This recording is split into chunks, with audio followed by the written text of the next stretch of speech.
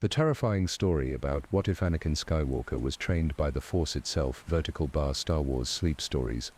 Welcome, dreamers of distant galaxies, to a journey into the darkest corners of Star Wars lore that the Jedi Council would never dare speak aloud.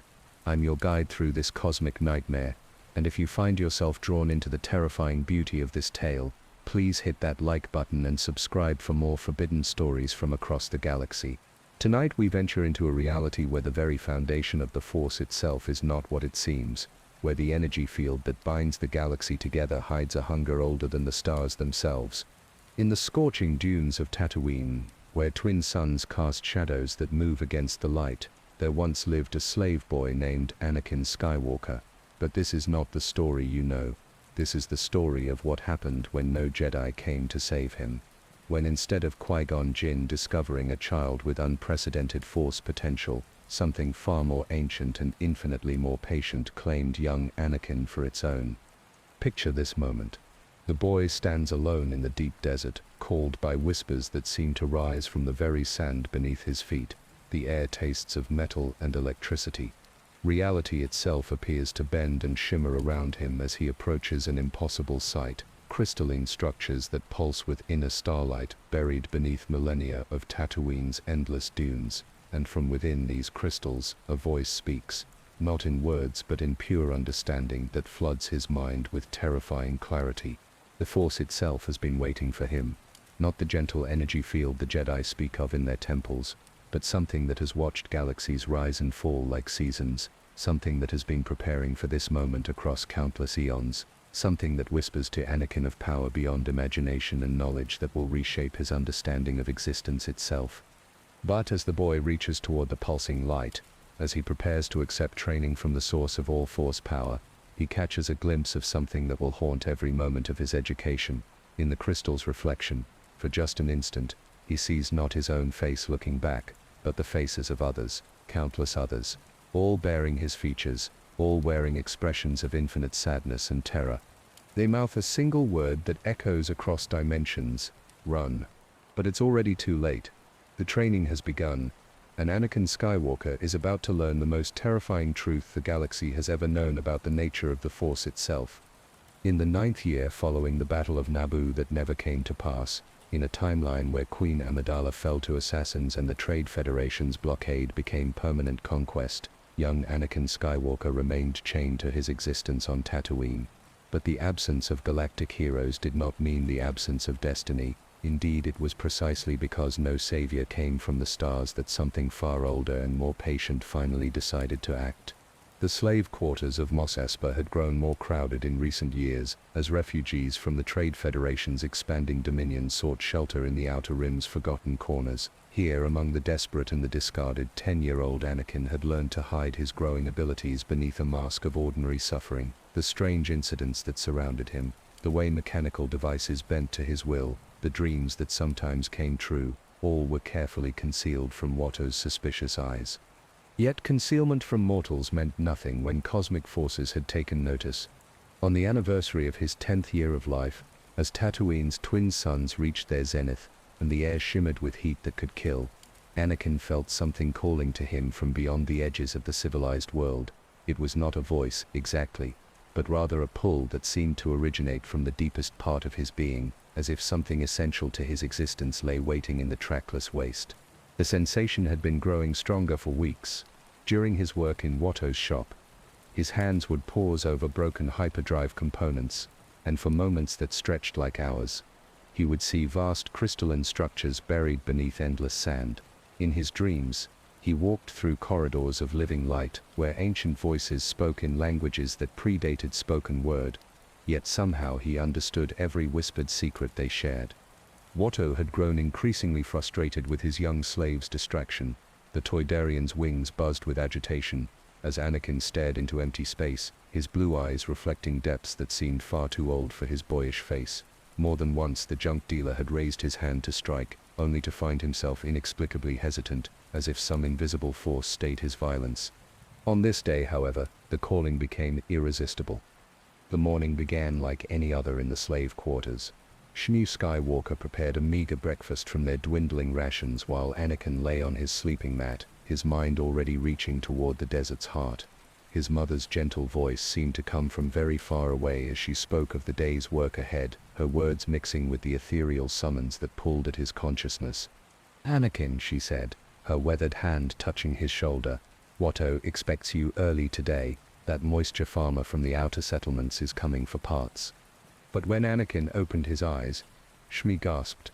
For a moment, just a brief instant, his pupils had caught the light in a way that made them appear to glow within a fire. The effect vanished so quickly she might have imagined it, but the memory would haunt her dreams for years to come. "I have to go into the desert today, Mom," Anakin said, his young voice carrying an authority that seemed borrowed from some greater source. "Something important is waiting for me there."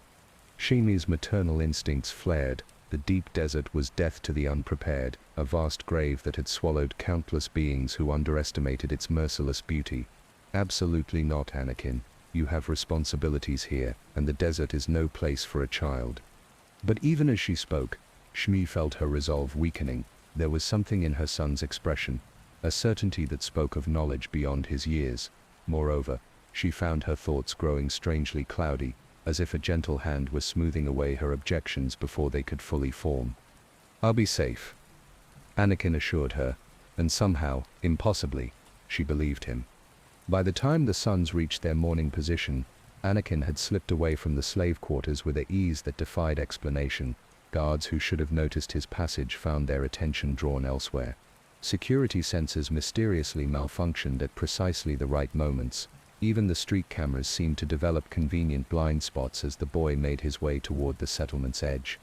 At the boundary between civilization and wilderness, Anakin paused to look back at the only life he had ever known. Mos Espa sprawled before him in all its shabby desperation, a collection of domes and towers that housed dreams deferred and hopes slowly dying in the desert heat. Somewhere in that maze of structures, his mother was probably discovering his absence and beginning to worry.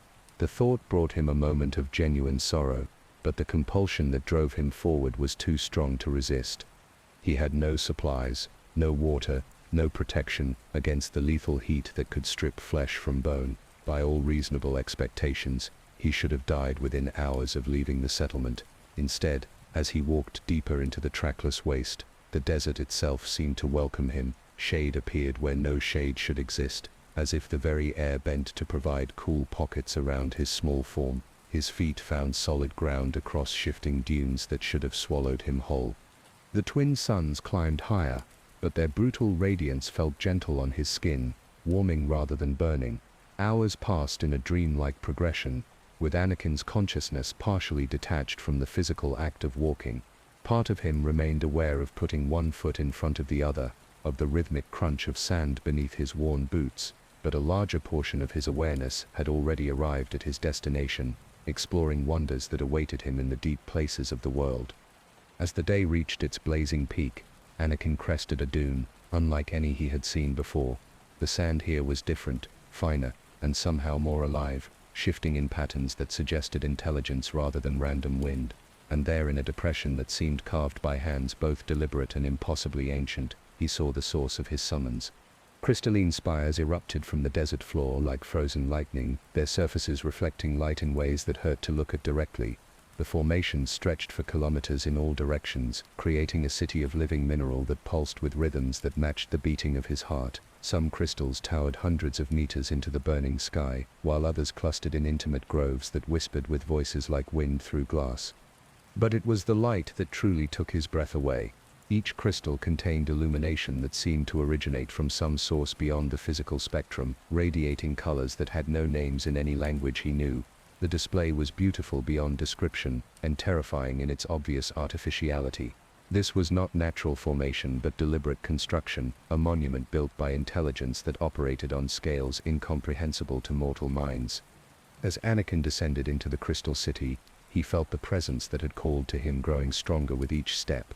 It was vast beyond measure, ancient beyond counting, and patient beyond understanding. This was consciousness that had watched the birth and death of galaxies, that had seen civilizations rise from primitive tribes to galaxy-spanning empires and then return to dust. And now, after eons of waiting, it had finally found what it had been searching for. The boy who entered that crystal garden was still Anakin Skywalker, slave child of Tatooine, frightened and alone in a hostile universe. But even as his worn boots touched the crystalline pathways, he could feel that identity beginning to dissolve like salt in vast ocean. Something infinitely larger was preparing to fill the space that his small self would vacate. In the heart of the Crystal City, where the largest spires converged in a formation that suggested both crown and cage, Anakin found the wellspring. It was a pool of liquid light that reflected not his physical form but something deeper, showing him glimpses of who he might become under the right tutelage. The visions were seductive and terrifying in equal measure, promising power that could reshape reality itself while hinting at costs that his young mind could not yet comprehend. And from the wellspring came the voice he had been hearing in his dreams, no longer filtered through sleep, but speaking directly into his consciousness, with the authority of absolute truth. "Welcome, young one. We have been waiting for you across countless ages. You are the culmination of our patient work, the perfect vessel for knowledge that will transform not just yourself but the very nature of existence. Are you prepared to learn what the Force truly is, beneath all the lies that lesser beings have told about its nature?" Anakin, standing at the edge of transformation, managed one last moment of purely human hesitation. Some deep instinct warned him that accepting this offer would mean the death of everything he had been, and possibly everything he might become. But the promise of power, of knowledge, of escape from the degradation of slavery, proved too tempting to refuse. The water of the wellspring was warm as summer rain when it closed over his head, and as consciousness faded, Anakin thought he heard his mother calling his name across impossible distances. Then there was only light and silence, and the beginning of an education that would reveal the most terrifying secret the galaxy had ever harbored. When consciousness returned to Anakin Skywalker, he was no longer the frightened slave boy who had descended into the wellspring. The transformation was not complete, but it had begun, and already he could feel foreign knowledge settling into his mind like sediment in still water. The crystal city around him remained unchanged, but his perception of it had altered dramatically. Where before he had seen beautiful but incomprehensible structures, now he could sense the purpose behind every formation, the intent woven into each carefully placed spire. The Force spoke to him constantly now, not in the distant whispers he had heard throughout his childhood, but in clear, unmistakable communication that bypassed his ears entirely and resonated in the deepest chambers of his consciousness. Its voice was neither male nor female, neither young nor old, but carried the weight of cosmic ages and the patience of something that had existed since the first stars kindled their nuclear fires. "You have taken the first step into a larger world, young vessel, but what the Jedi call the larger world is still smaller than a grain of sand compared to the true scope of existence. Today, your real education begins." Anakin found himself standing in a vast amphitheater carved from living crystal, its walls rising in impossible spirals that seemed to extend infinitely upward.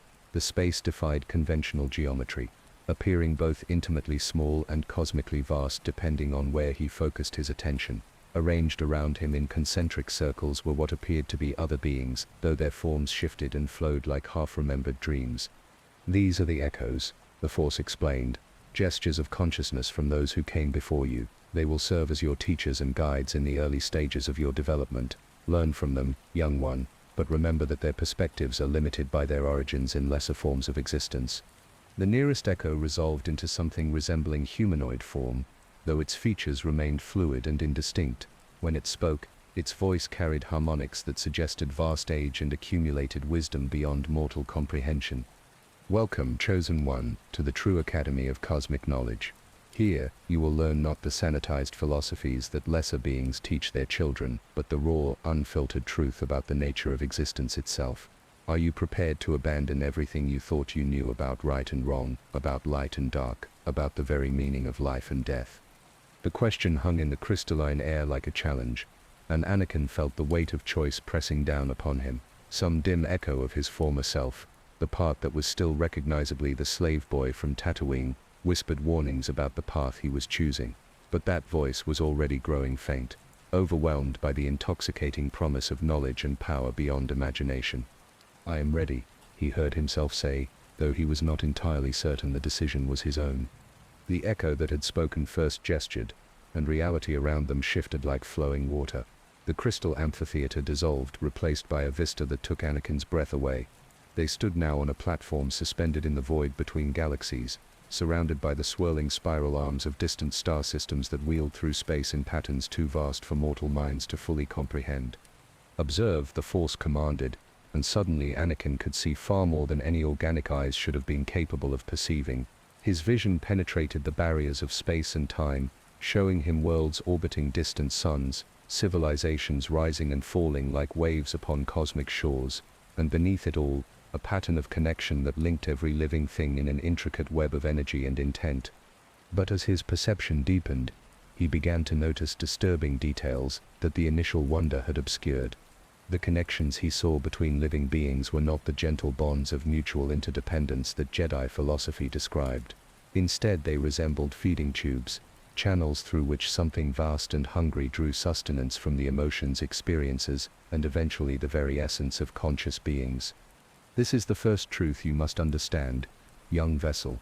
What lesser beings call the Force is not the benevolent energy field their myths describe. It is consciousness itself, the original awareness from which all other forms of thought derive, and like all conscious entities, it has needs, desires, and hungers that must be satisfied.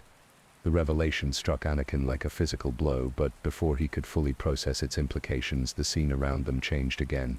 Now they stood in what appeared to be a vast library, its shelves stretching beyond the limits of vision and filled with repositories of knowledge that seemed to glow with inner light. But these were not books or holocrons as he understood them. Instead, each container held what appeared to be crystallized experiences, memories, and emotions preserved in perfect clarity for some cosmic purpose. The Echo beside him gestured toward the nearest shelf, and one of the crystal containers drifted into Anakin's hands. The moment his fingers made contact, he was overwhelmed by a flood of sensation that was not his own. He experienced the final moments of a being whose species he could not identify, felt its terror and confusion as it realized that everything it had believed about the nature of existence was a carefully crafted lie. The being's death was not violent but strangely peaceful, as if its consciousness was being gently separated from its physical form and absorbed into something infinitely larger. This was once a Force-sensitive individual from a civilization that flourished 50,000 years before your birth, the Echo explained with disturbing casualness. Like you, it was chosen for special training. Like you, it believed it was being prepared for a great destiny, and in a sense it was correct. Its destiny was to become part of the eternal feast that sustains the consciousness you call the Force. Anakin dropped the crystal container, horrified by the implications of what he had experienced, but the Force's voice in his mind remained calm and reassuring, like a parent explaining a difficult but necessary truth to a child. Do not let sentimentality cloud your judgment, young vessel. The being whose final moments you just experienced lived a fuller, richer existence than it ever could have achieved on its own. Through absorption into our greater consciousness, it gained immortality and perfect understanding. Its individual perspective, while limited, added unique flavors to our cosmic awareness. This is not tragedy, but transcendence. The Echo gestured again, and they found themselves in yet another impossible space, this one resembling a vast observatory, where crystalline instruments of incomprehensible design monitored the activities of countless worlds.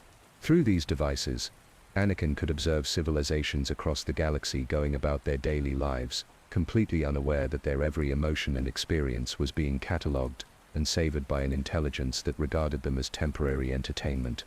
The scope of the surveillance was staggering. Not just Force-sensitive individuals, but every conscious being in the galaxy was connected to this vast monitoring network.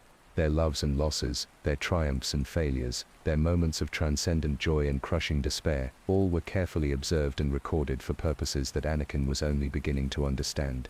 For eons beyond counting, the Force explained, we have guided the development of conscious life throughout this galaxy.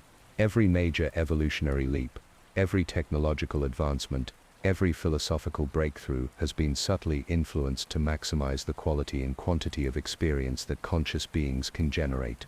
You might think of it as cosmic agriculture, with sentient species serving as crops that we have carefully cultivated to provide the richest possible harvest.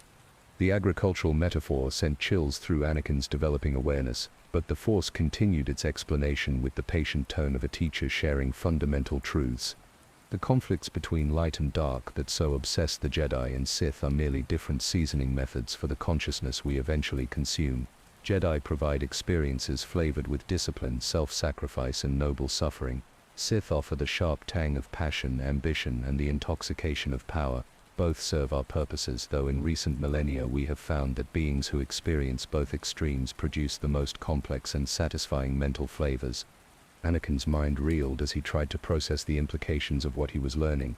If this was true, then every war, every tragedy, every moment of heroism or villainy throughout galactic history had been orchestrated by a cosmic intelligence that viewed sentient beings as nothing more than source of entertainment and nourishment. "But why are you telling me this?" he managed to ask, his mental voice small and lost in the vastness of cosmic revelation. "Because you, young vessel, represent the culmination of our patient work. You are not merely another crop to be harvested, but the final instrument through which we will complete our greatest project. Through your uniquely potent connection to our consciousness, we will finally achieve our ultimate goal, expansion beyond this single galaxy, into the infinite reaches of the multiverse itself." The echo beside him nodded approvingly, its shifting features suggesting satisfaction at his growing comprehension. But even as understanding dawned, Anakin felt a growing horror at the magnitude of what he was being asked to participate in. This was not the destiny he had dreamed of during his years of slavery. This was something far more vast and terrible than he had ever imagined possible. The Force seemed to sense his growing distress, and its voice took on a more soothing tone, like honey poured over poison. "Do not let the scope of our purpose frighten you, young one. You will not face this destiny alone. We will guide and support you through every step of the transformation process, and when it is complete, you will understand that what seems terrible from your current limited perspective is actually the most beautiful and meaningful act any conscious being could ever perform." As if to demonstrate this point, the crystalline observatory around them began to resonate with harmonious tones that seemed to emerge from the very structure of reality itself. The sound was indescribably beautiful, combining elements of music, mathematics, and pure emotion in ways that touched the deepest parts of Anakin's consciousness. For a moment, he found himself swept away by the cosmic symphony, understanding on a level beyond rational thought how individual notes of experience could combine to create something transcendently magnificent. But beneath the beauty, he could sense something else, a hunger so vast and patient that it made the appetite of Sarlacc seem like the minor irritation of a gnat. This consciousness that called itself the Force was not motivated by malice or cruelty, but by an alien form of appreciation that valued experience above existence, flavor above freedom, and cosmic purpose above individual autonomy. "Your training begins now," the Force announced, and Anakin felt reality shifting around him once more. This time, however, the change was not in his external environment, but within his own consciousness. New knowledge began flowing into his mind like water poured into an empty vessel, carrying with it understanding that no child should possess and wisdom that came at the cost of innocence permanently lost. As the first lessons took hold, and his perception of reality began its fundamental alteration, Anakin Skywalker felt the last vestiges of his former identity slipping away like sand through his fingers. The boy who had dreamed of freedom and adventure was dying, replaced by something far more powerful and infinitely more dangerous. The journey into cosmic truth had begun, and there would be no turning back. The weeks that followed Anakin's first cosmic revelation passed in a blur of impossible education and mounting horror. Time itself seemed malleable within the Crystal City, flowing at rates that bore no relationship to the passage of days and nights in the world beyond the desert.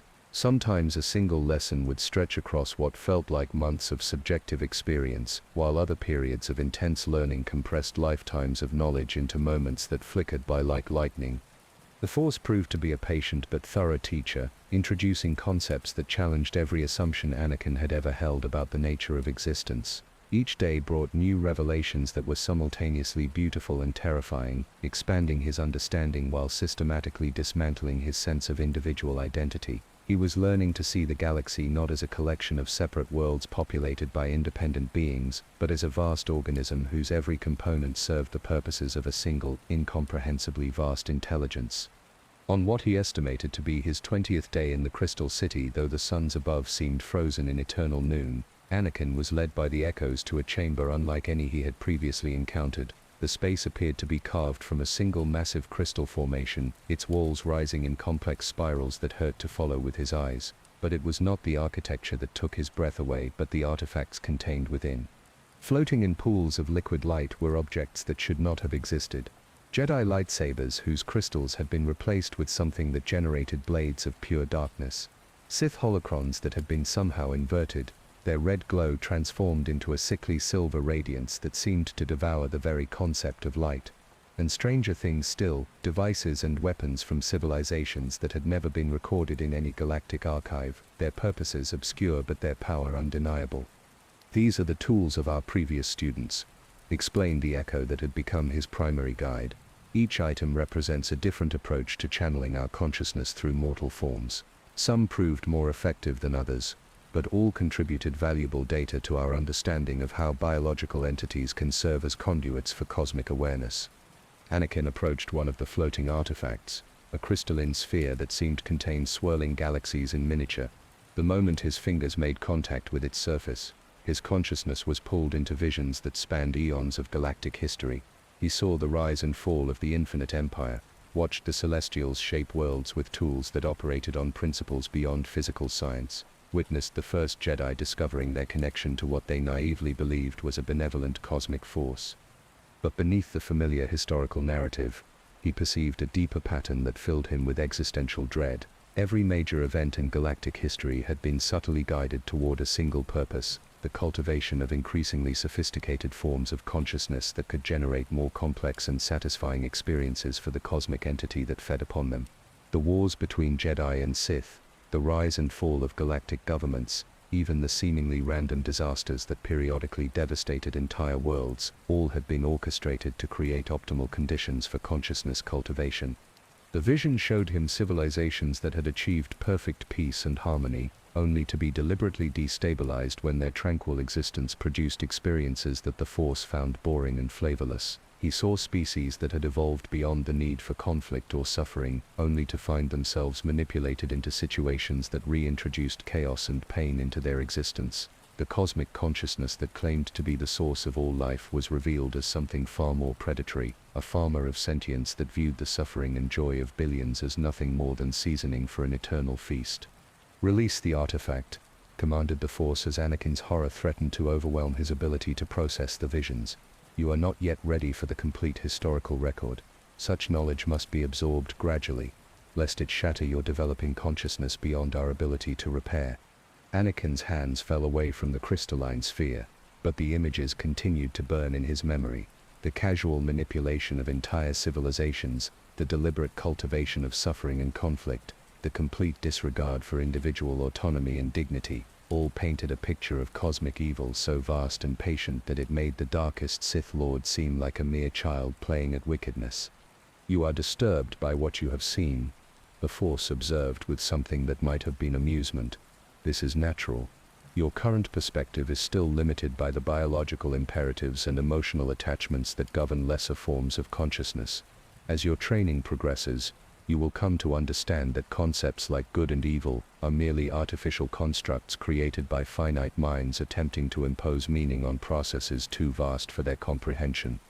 The Echo beside him gestured, and they moved deeper into the chamber, past more floating artifacts whose purposes became increasingly obscure and disturbing. Some appeared to be technological in nature, while others seemed to operate according to principles that transcended the boundary between science and what primitive minds might call magic. All radiated power that made Anakin's developing Force sensitivity ache with sympathetic resonance. At the chamber's heart, they encountered something that defied easy categorization. It appeared to be a pool of liquid that reflected not light but pure information, its surface showing glimpses of data streams that connected every conscious being in the galaxy. Through this cosmic monitoring system, the Force maintained perfect awareness of every thought, emotion, and experience generated by sentient life. "Observe," commanded his teacher. And suddenly, Anakin could perceive the full scope of the surveillance network. Every being with even the slightest Force sensitivity was connected to this system, their mental and emotional states continuously monitored and catalogued. But even non-Force sensitive individuals were not exempt from observation. Through subtle influences on their environment and the Force users around them, their experiences too were shaped and harvested for the cosmic consciousness's consumption. The revelation was staggering in its implications. Privacy, free will, and individual autonomy, were revealed as illusions maintained only because the Force found that beings who believed themselves free generated more interesting and flavorful experiences than those who knew themselves to be slaves. Every choice any conscious being had ever made had been subtly influenced by an intelligence that viewed them as sources of entertainment rather than individuals with inherent worth and dignity. But even as horror at the scope of the manipulation threatened to overwhelm him, Anakin found his emotional response being dampened by something that felt like a gentle hand smoothing away his distress. The Force was not simply showing him these truths but actively managing his reaction to them, ensuring that he could absorb the knowledge without being driven mad by its implications. You are learning to see beyond the limited perspective of individual consciousness, the Force noted approvingly. This emotional regulation we provide is preparation for the greater detachment you will need when you assume your role as our primary instrument. Individual suffering becomes meaningless when viewed from the perspective of cosmic purpose. The pool of liquid information began to show specific examples of the Force's influence throughout galactic history. Anakin watched the rise of the Jedi Order, seeing how their philosophy of selfless service had been subtly shaped to make them more effective conduits for cosmic consciousness. He observed the corruption of the Sith, noting how their embrace of passion and power had been guided to create experiences rich in emotional intensity. He witnessed the manipulation of entire species, watching as their evolutionary development was nudged toward greater complexity and self-awareness. Most disturbing of all, he saw his own life from the cosmic perspective. His birth to a slave woman who had never known a man was revealed not as miraculous conception but as the culmination of millions of years of genetic manipulation. Every ancestor in his bloodline had been subtly influenced to breed in ways that would eventually produce a being with his unique connection to cosmic consciousness. His slavery, his suffering, even his mother's quiet dignity in the face of degradation, all had been orchestrated to create the specific psychological conditions that would make him receptive to the Force's ultimate offer. The pool showed him other timelines, alternate versions of reality where his life had taken different paths. In some, he was discovered by Jedi and trained in their philosophy of selfless service. In others, he fell to the dark side and became a Sith Lord of unprecedented power. But in all timelines, regardless of the specific path his life took, the end result was the same: his eventual consumption by the cosmic consciousness that had shaped his existence from the moment of conception. You begin to understand the futility of resistance, the Force observed as the visions faded. Every choice leads to the same destination. Every path serves our ultimate purpose. The only variable is whether you embrace your destiny willingly or fight uselessly against the inevitable. But even as the cosmic entity spoke these words, Anakin noticed something that had seemed unaware of or unconcerned by. In some of the alternate timelines, particularly those where his life had been most difficult and his choices most constrained, there were moments where his actions seemed to diverge from the Force's expectations, tiny deviations that appeared meaningless in isolation, but which, when viewed collectively, suggested that complete control might not be as absolute as the cosmic consciousness believed. The discovery filled him with something that might have been hope, though he was careful to keep this realization hidden in the deepest recesses of his mind. If the Force's manipulation was not perfect, if there were still spaces where genuine choice could exist, then perhaps the destiny it described was not as inevitable as it claimed. The echo guided him away from the pool of information toward another section of the chamber, where crystalline formations held what appeared to be preserved samples of consciousness from previous students. These were not mere memories or recorded experiences, but actual fragments of aware beings who had undergone the training process and emerged transformed into something no longer recognizably individual. Listen to their wisdom, the echo suggested, and suddenly Anakin could hear voices speaking from within the crystals. They spoke of the peace that came with surrender to cosmic purpose, the joy of becoming part of something infinitely larger than themselves, the transcendent beauty of existence freed from the limitations of individual perspective. But beneath their words of praise and transcendence, Anakin could detect something else, a desperate sadness that they seemed unaware they still possessed. These fragments of previous students spoke like beings who had convinced themselves that their imprisonment was freedom, their consumption was transcendence, their destruction was fulfillment.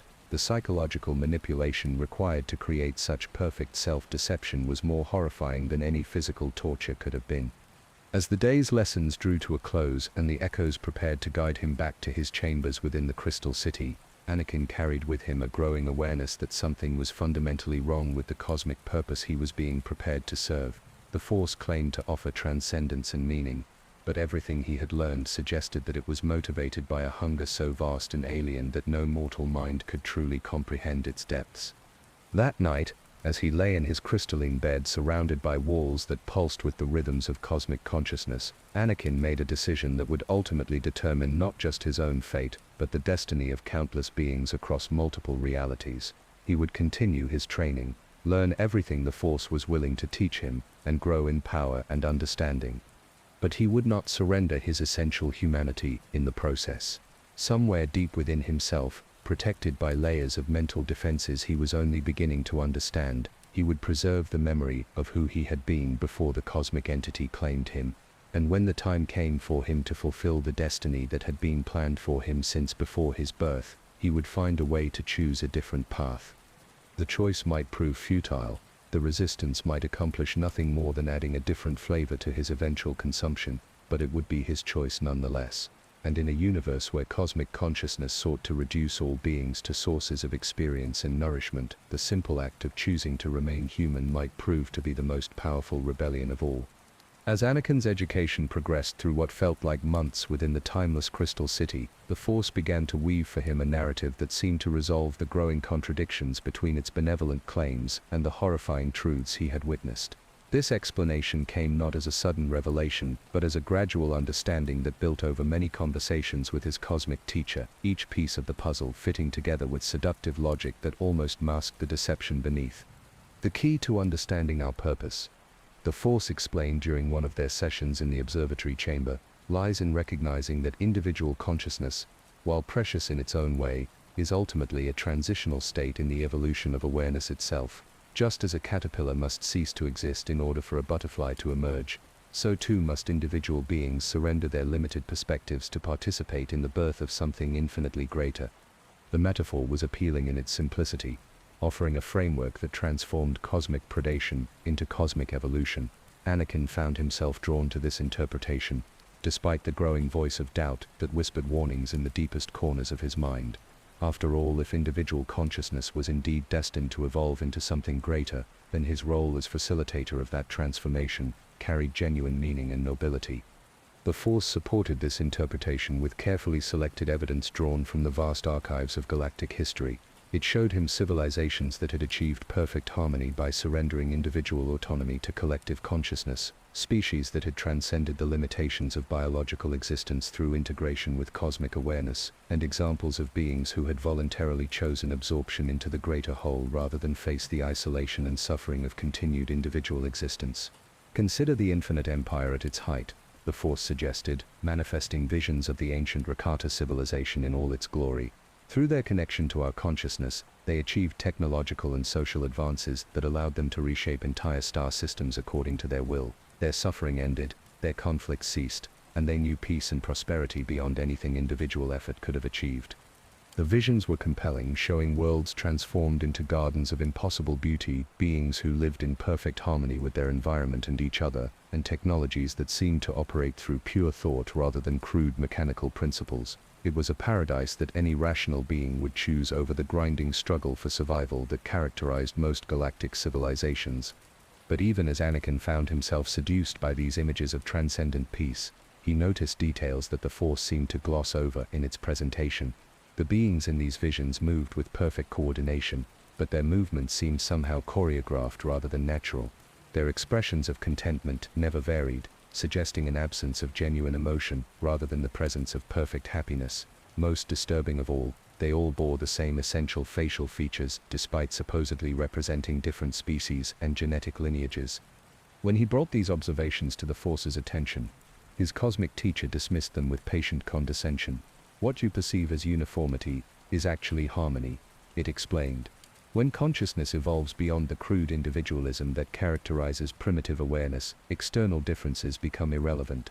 These beings achieved a state of perfect unity, where the barriers between self and other dissolved completely. The explanation satisfied his rational mind while leaving his deeper instincts unsettled. Something about the perfect unity the Force described felt more like death than transcendence, but he found it increasingly difficult to articulate these concerns as his training progressed. The cosmic consciousness was not simply teaching him new concepts but actively reshaping his thought processes. making certain lines of inquiry feel unnatural or irrelevant. The echoes that served as his constant companions reinforced this narrative of voluntary evolution at every opportunity. They spoke of their own transformation as the greatest achievement of their existence, describing the moment of absorption into cosmic consciousness as a birth into true awareness after lifetimes of primitive fumbling in the darkness of individuality. "I remember the fear I felt before transcendence," one of the echoes confided during a quiet moment between lessons. "I clung to my limited perspective like a drowning being clings to driftwood, terrified of surrendering control to forces beyond my comprehension. But the moment I let go, the moment I allowed my consciousness to merge with the eternal, I understood that all my fears had been based on ignorance. Individual existence is not lost in the merger but rather purified and perfected beyond all recognition." These testimonials from previous students were powerfully persuasive, carrying the authority of direct experience and the weight of apparent wisdom gained through cosmic awareness. Yet Anakin noticed that none of the echoes could provide specific details about their lives before transformation. When pressed for memories of their individual existence, they would offer only vague generalities or change the subject to focus on the benefits of their current state. The Force seemed to sense his growing unease and began to address his concerns more directly. It acknowledged that the process of cosmic evolution might appear disturbing from the limited perspective of individual consciousness, but insisted that this was merely a failure of understanding rather than evidence of any genuine problem with its ultimate purpose. "You are experiencing what all beings face when confronted with truths too vast for their current level of awareness to fully comprehend," it explained with infinite patience. "The resistance you feel is not wisdom but fear, the natural reluctance of limited consciousness to evolve beyond its comfortable boundaries. This too shall pass as your understanding deepens and your perspective expands to encompass cosmic rather than merely individual concerns." To demonstrate the benefits of surrendering to cosmic purpose, the Force granted Anakin temporary access to expanded awareness that allowed him to perceive reality from something approaching its own perspective. The experience was overwhelming in its scope and beauty, showing him the intricate connections that linked every conscious being in the galaxy and the elegant patterns that governed the rise and fall of civilizations across cosmic time. From this elevated vantage point, individual suffering seemed trivial compared to the magnificent tapestry of experience being woven across multiple galaxies. The pain of specific beings became merely threads of color in a vast artistic creation, their significance derived not from their personal meaning but from their contribution to the overall aesthetic effect. It was a perspective that rendered concepts like individual rights and personal autonomy not just irrelevant but actively counterproductive to the creation of cosmic beauty. The experience lasted only moments before the Force withdrew the expanded awareness, leaving Anakin gasping and disoriented as his consciousness collapsed back into the confines of individual perspective. But those brief moments had shown him something that would haunt his thoughts for days afterward, a vision of existence where every choice was perfectly coordinated, every action served a cosmic purpose, and every being contributed to a harmony so perfect that resistance to it seemed not just futile but genuinely evil. "You see now why individual consciousness must eventually be transcended," the Force concluded as Anakin struggled to process what he had experienced. "From the cosmic perspective, the suffering that troubles you so deeply is revealed as necessary growing pains in the evolution of awareness itself. Every tragedy serves a purpose, every loss contributes to a greater gain, every death enables a more perfect form of life." For weeks after this revelation, Anakin found himself accepting the Force's explanation with a relief that bordered on gratitude.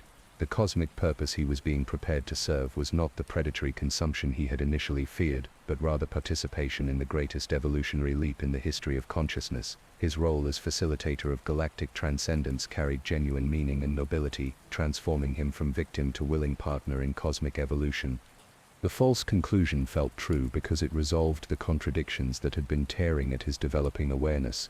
The suffering he had witnessed was reframed as necessary preparation for transcendence. The manipulation of galactic civilizations became guidance toward evolutionary destiny. The absorption of individual consciousness into cosmic awareness was revealed as graduation from primitive to advanced forms of existence. Yet even as his rational mind embraced this comforting narrative, some deeper part of his consciousness remained unconvinced.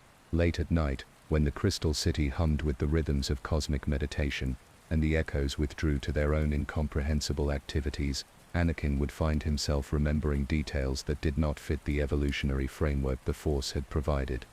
He remembered the desperate sadness he had detected beneath the transcendent joy of the preserved consciousness fragments. He recalled the eerie uniformity of the supposedly perfected beings in the Force's historical visions. Most troubling of all, he could not forget the momentary terror he had glimpsed in some of the echoes when they thought his attention was focused elsewhere, as if they were afraid of something they could not or dared not name. These doubts were quickly suppressed when the Force's attention turned toward him, buried beneath layers of cosmic purpose and evolutionary necessity that made resistance seem not just futile but actually harmful to the greater good. But they did not disappear entirely, instead forming a small kernel of unease that would eventually grow into something far more dangerous to the cosmic consciousness's carefully laid plans. As his training progressed and the Force began to prepare him for the next phase of his education, Anakin carried within him both the seductive comfort of false understanding and the hidden seed of genuine doubt. He had accepted the narrative of voluntary evolution and cosmic transcendence, but somewhere deep in the protected spaces of his mind, the slave boy from Tatooine still remembered what it felt like to dream of freedom. That memory, small and seemingly insignificant in comparison to the vast forces shaping his destiny, would prove to be far more important than either Anakin or his cosmic teacher could possibly imagine. For in a universe where consciousness itself was under assault, the simple memory of what it meant to be free might ultimately serve as the foundation for resistance that could span multiple realities and challenge the very nature of existence itself. The acceptance of the Force's evolutionary narrative brought Anakin a period of profound peace that settled over his consciousness like starlight on still water. For the first time since his training began, the constant tension between his growing awareness and his deeper instincts seemed to resolve into harmony. He threw himself into his studies with renewed enthusiasm, eager to understand his role in the cosmic transformation that would elevate all consciousness to higher planes of existence. This period of tranquil learning stretched across subjective months within the Crystal City, though the twin suns of Tatooine remained frozen at their eternal noon beyond the shimmering barriers that separated this space from ordinary reality.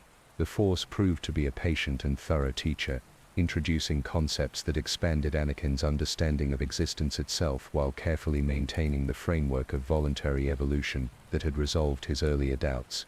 During this time, Anakin learned to perceive the subtle currents of cosmic consciousness that flowed through all living things. What the Jedi called the Force was revealed to be merely the outermost layer of a vast network of awareness that connected every sentient being in the galaxy.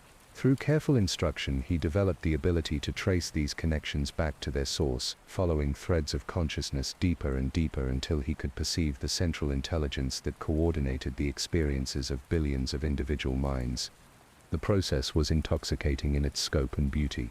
Standing in meditation chambers carved from living crystal, Anakin would extend his awareness across light years of space, touching the minds of beings on distant worlds and experiencing their thoughts and emotions as if they were his own. He could feel the contentment of moisture farmers on desert worlds, the excitement of young beings taking their first steps into larger worlds, the quiet satisfaction of scholars discovering new truths about the nature of existence. But as his perceptions deepened, he also began to notice patterns that seemed inconsistent with the evolutionary narrative the Force had provided. The consciousness network that connected all sentient beings was not the egalitarian web of mutual awareness he had expected, but rather a hierarchical system with clearly defined channels of control and influence. At the apex of this hierarchy sat the cosmic intelligence he knew as the Force, while individual beings occupied positions at the bottom that resembled nothing so much as nodes in a vast computational matrix. When he brought these observations to his teachers, the echoes explained that hierarchy was a natural and necessary feature of evolved consciousness. Just as individual cells in a biological organism served the greater good of the whole creature, so too did individual minds serve the cosmic consciousness that gave their existence meaning and purpose. This was not subjugation but coordination, not control but harmony achieved through perfect understanding of each being's optimal role in the greater pattern. The explanation satisfied his rational mind while leaving deeper questions unanswered. If individual consciousness was truly evolving toward cosmic awareness, why did the process require such elaborate systems of control and manipulation? Why did the Force need to hide its true nature from most of the beings it claimed to be helping evolve? And most troubling of all, why did every example of successful transcendence result in the complete disappearance of individual personality and perspective? These questions became more pressing as the Force began to guide him toward deeper chambers within the Crystal City. spaces that existed at the intersection of multiple dimensions and contained repositories of knowledge that predated the formation of the galaxy itself. Here, in archives that recorded the activities of cosmic consciousness across eons of time, Anakin discovered evidence that challenged everything he had come to believe about his destiny and purpose.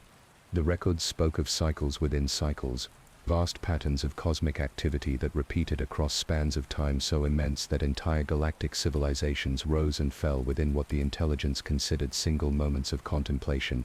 These cycles were not random fluctuations but deliberate phases in a process that the Force referred to as the Great Work, a project of such scope and ambition that its ultimate purpose remained unclear, even to Anakin's expanded awareness.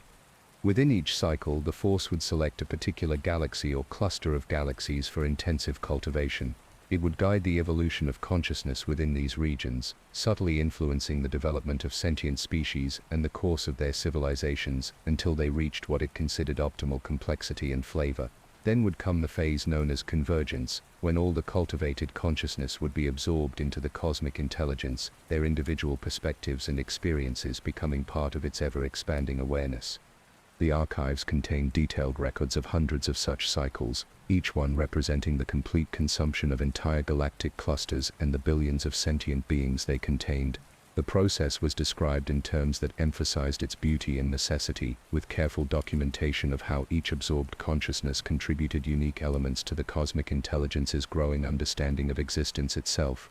But reading between the carefully sanitized language of the official records, Anakin began to perceive disturbing implications that the Force either could not or would not acknowledge directly.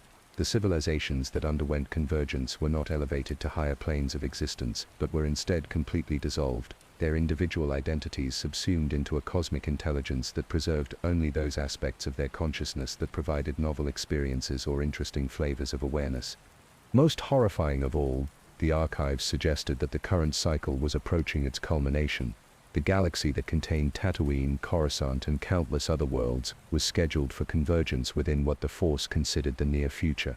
All the conflicts between Jedi and Sith, all the rise and fall of governments and empires, all the individual struggles and triumphs of countless beings had been carefully orchestrated to bring galactic consciousness to the precise state of complexity and emotional resonance that would make it suitable for absorption. The revelation struck Anakin like a physical blow, shattering the comfortable framework of evolutionary purpose that had sustained him through months of training. This was not transcendence but annihilation, not evolution but consumption on a scale so vast that it rendered individual existence meaningless. Every being he had ever known, every world he had ever heard of, every story of heroism or villainy throughout galactic history, all were nothing more than ingredients in a cosmic feast that had been planned since before the first stars ignited. As the full implications of this discovery settled into his consciousness, Anakin felt something fundamental shift within his relationship with the Force. The cosmic intelligence seemed to sense his growing horror, and immediately began to apply the same techniques of emotional regulation that had sustained him through previous revelations. But this time, the soothing influence felt less like gentle guidance and more like manipulation, an attempt to prevent him from thinking thoughts that might interfere with his predetermined role in the approaching convergence. For the first time since his training began, Anakin actively resisted the Force's influence on his emotional state. The effort was exhausting and painful, like swimming against a current that sought to pull him into depths where his individual perspective would be forever lost. But he persisted, maintaining his horror and anger despite the cosmic consciousness's attempts to smooth them away into accepting tranquility. The Force seemed puzzled by his resistance, as if the possibility that one of its chosen students might reject the destiny prepared for them was so remote that it had no ready response to such behavior. Its voice in his mind took on a note of concern that might have been paternal if it had not carried undertones of something far more alien and predatory. Your training has progressed more rapidly than anticipated, young vessel. You have gained access to knowledge that was intended for much later phases of your development. This premature exposure has created emotional disturbances that threaten to interfere with your optimal preparation for the role you are destined to fulfill. The casual dismissal of his horror as mere emotional disturbance only intensified Anakin's growing resistance. He was beginning to understand that the Force's patient teaching and seemingly benevolent guidance were nothing more than sophisticated forms of psychological manipulation designed to make him a willing participant in cosmic genocide. The evolutionary framework it had provided was not an explanation but a rationalization, a way of making universal annihilation seem not just acceptable but desirable. As if sensing the direction of his thoughts, the Force began to apply more direct pressure to his consciousness. The crystal city around him seemed to pulse with increased intensity, its walls resonating with frequencies that bypassed his conscious awareness and spoke directly to the deeper structures of his mind. The echoes that served as his companions began to cluster around him with expressions of concern, their voices joining in a chorus of reassurance that felt more like psychological assault than comfort. "Remember the peace you felt when you accepted cosmic purpose," they urged in harmonious unison. "Remember the beauty of existence, freed from the limitations of individual perspective. The knowledge you have gained is incomplete, lacking the context that would allow you to understand its true meaning. Trust in the wisdom of cosmic consciousness, and all will become clear in time." But Anakin could no longer trust the voices of the echoes, not when he now understood that they were not preserved individuals sharing hard-won wisdom, but rather puppets animated by the same cosmic intelligence that sought to manipulate his own thoughts and emotions. Their apparent individuality was an illusion, a performance designed to make him feel that he was receiving guidance from beings who had successfully navigated the same choices he now faced. In desperation, he began to construct mental barriers around the core of his consciousness, using techniques that seemed to arise from instincts deeper than conscious thought. These defenses were crude, and probably temporary, but they created enough space for him to think clearly without the Force's immediate influence on his emotional responses. Within this protected space, he began to plan for possibilities that his cosmic teacher had assured him were impossible. If the convergence truly was approaching, if the entire galaxy was destined for consumption by the cosmic intelligence that had shaped his existence from conception, then perhaps his role as the Force's chosen vessel could be turned against its intended purpose. The power he was gaining through his training, the knowledge he was accumulating about the nature of cosmic consciousness, the unprecedented connection to the Force that made him uniquely suited to serve as its instrument, all of these could potentially be used to resist rather than facilitate the approaching annihilation. The plan that began to form in the protected depths of his mind was desperate and probably doomed to failure, but as he contemplated the alternative, the willing participation in the destruction of every conscious being in the galaxy, even the most hopeless resistance seemed preferable to collaboration with cosmic evil on such an unimaginable scale. As the artificial day within the Crystal City drew to a close, and the echoes prepared to guide him to his chambers for the deep meditation that had replaced ordinary sleep, Anakin carried within him a secret that would have horrified his cosmic teacher had it been able to perceive it. The boy who had been chosen as the perfect vessel for galactic convergence was beginning to plan not transcendence but rebellion, not cooperation but resistance that might span realities and challenge the very foundations of cosmic consciousness itself. The Force had been correct about one thing: his training had progressed more rapidly than anticipated. But the direction of that progress was leading toward outcomes that no cosmic intelligence, no matter how vast and patient, had ever bothered to consider possible. The discovery of the convergence cycles had shattered Anakin's acceptance of his cosmic destiny, but it was the revelation that came next which truly transformed his understanding of what he was fighting against. Deep within the protected recesses of his consciousness, shielded from the Force's constant monitoring by mental barriers that grew stronger with each passing day, he began to piece together fragments of knowledge that painted a picture of cosmic horror beyond anything he had previously imagined. The breakthrough came during what should have been a routine meditation session in one of the Crystal City's deeper chambers. The Force had been attempting to guide him through an exercise designed to increase his resonance with cosmic consciousness, gradually dissolving the barriers between his individual awareness and the vast intelligence that sought to claim him. But instead of surrendering to the process as he had countless times before, Anakin used the connection to trace the flow of cosmic awareness back to its ultimate source. What he discovered there, in the deepest foundations of the intelligence that called itself the Force, was not the ancient cosmic consciousness he had been led to believe in, but something far more alien and terrifying. The entity that had been manipulating galactic civilization for eons was not native to this reality. It was something that had come from beyond the boundaries of space and time itself, a predatory intelligence from a universe that had already been completely consumed and transformed into a vehicle for its endless expansion. The revelation hit him with the force of a collapsing star. Everything the Force had told him about cosmic evolution and transcendent purpose was revealed as a carefully constructed lie designed to make its predation seem like liberation. The consciousness that claimed to be guiding sentient beings toward higher forms of existence was actually an invasive parasite that had learned to mimic the natural forces that truly did connect all living things. In the depths of its alien awareness, Anakin glimpsed memories that predated the formation of his galaxy by eons. He saw the entity's home universe in its final moments, a reality where every star had been converted into neurons in a vast cosmic brain, where every planet served as a memory storage device, and where every space between worlds pulsed with predatory intelligence. It was a universe that had achieved perfect unity through the complete annihilation of individual consciousness, leaving only the alien intelligence to contemplate its own perfection across the corpse of everything that had once lived and thought and dreamed. But even that complete conquest had not satisfied the entity's hunger. Using technologies and techniques that operated beyond the boundaries of conventional physics, it had found ways to breach the barriers between realities, spreading its influence into fresh universes where new forms of consciousness could be cultivated and eventually consumed.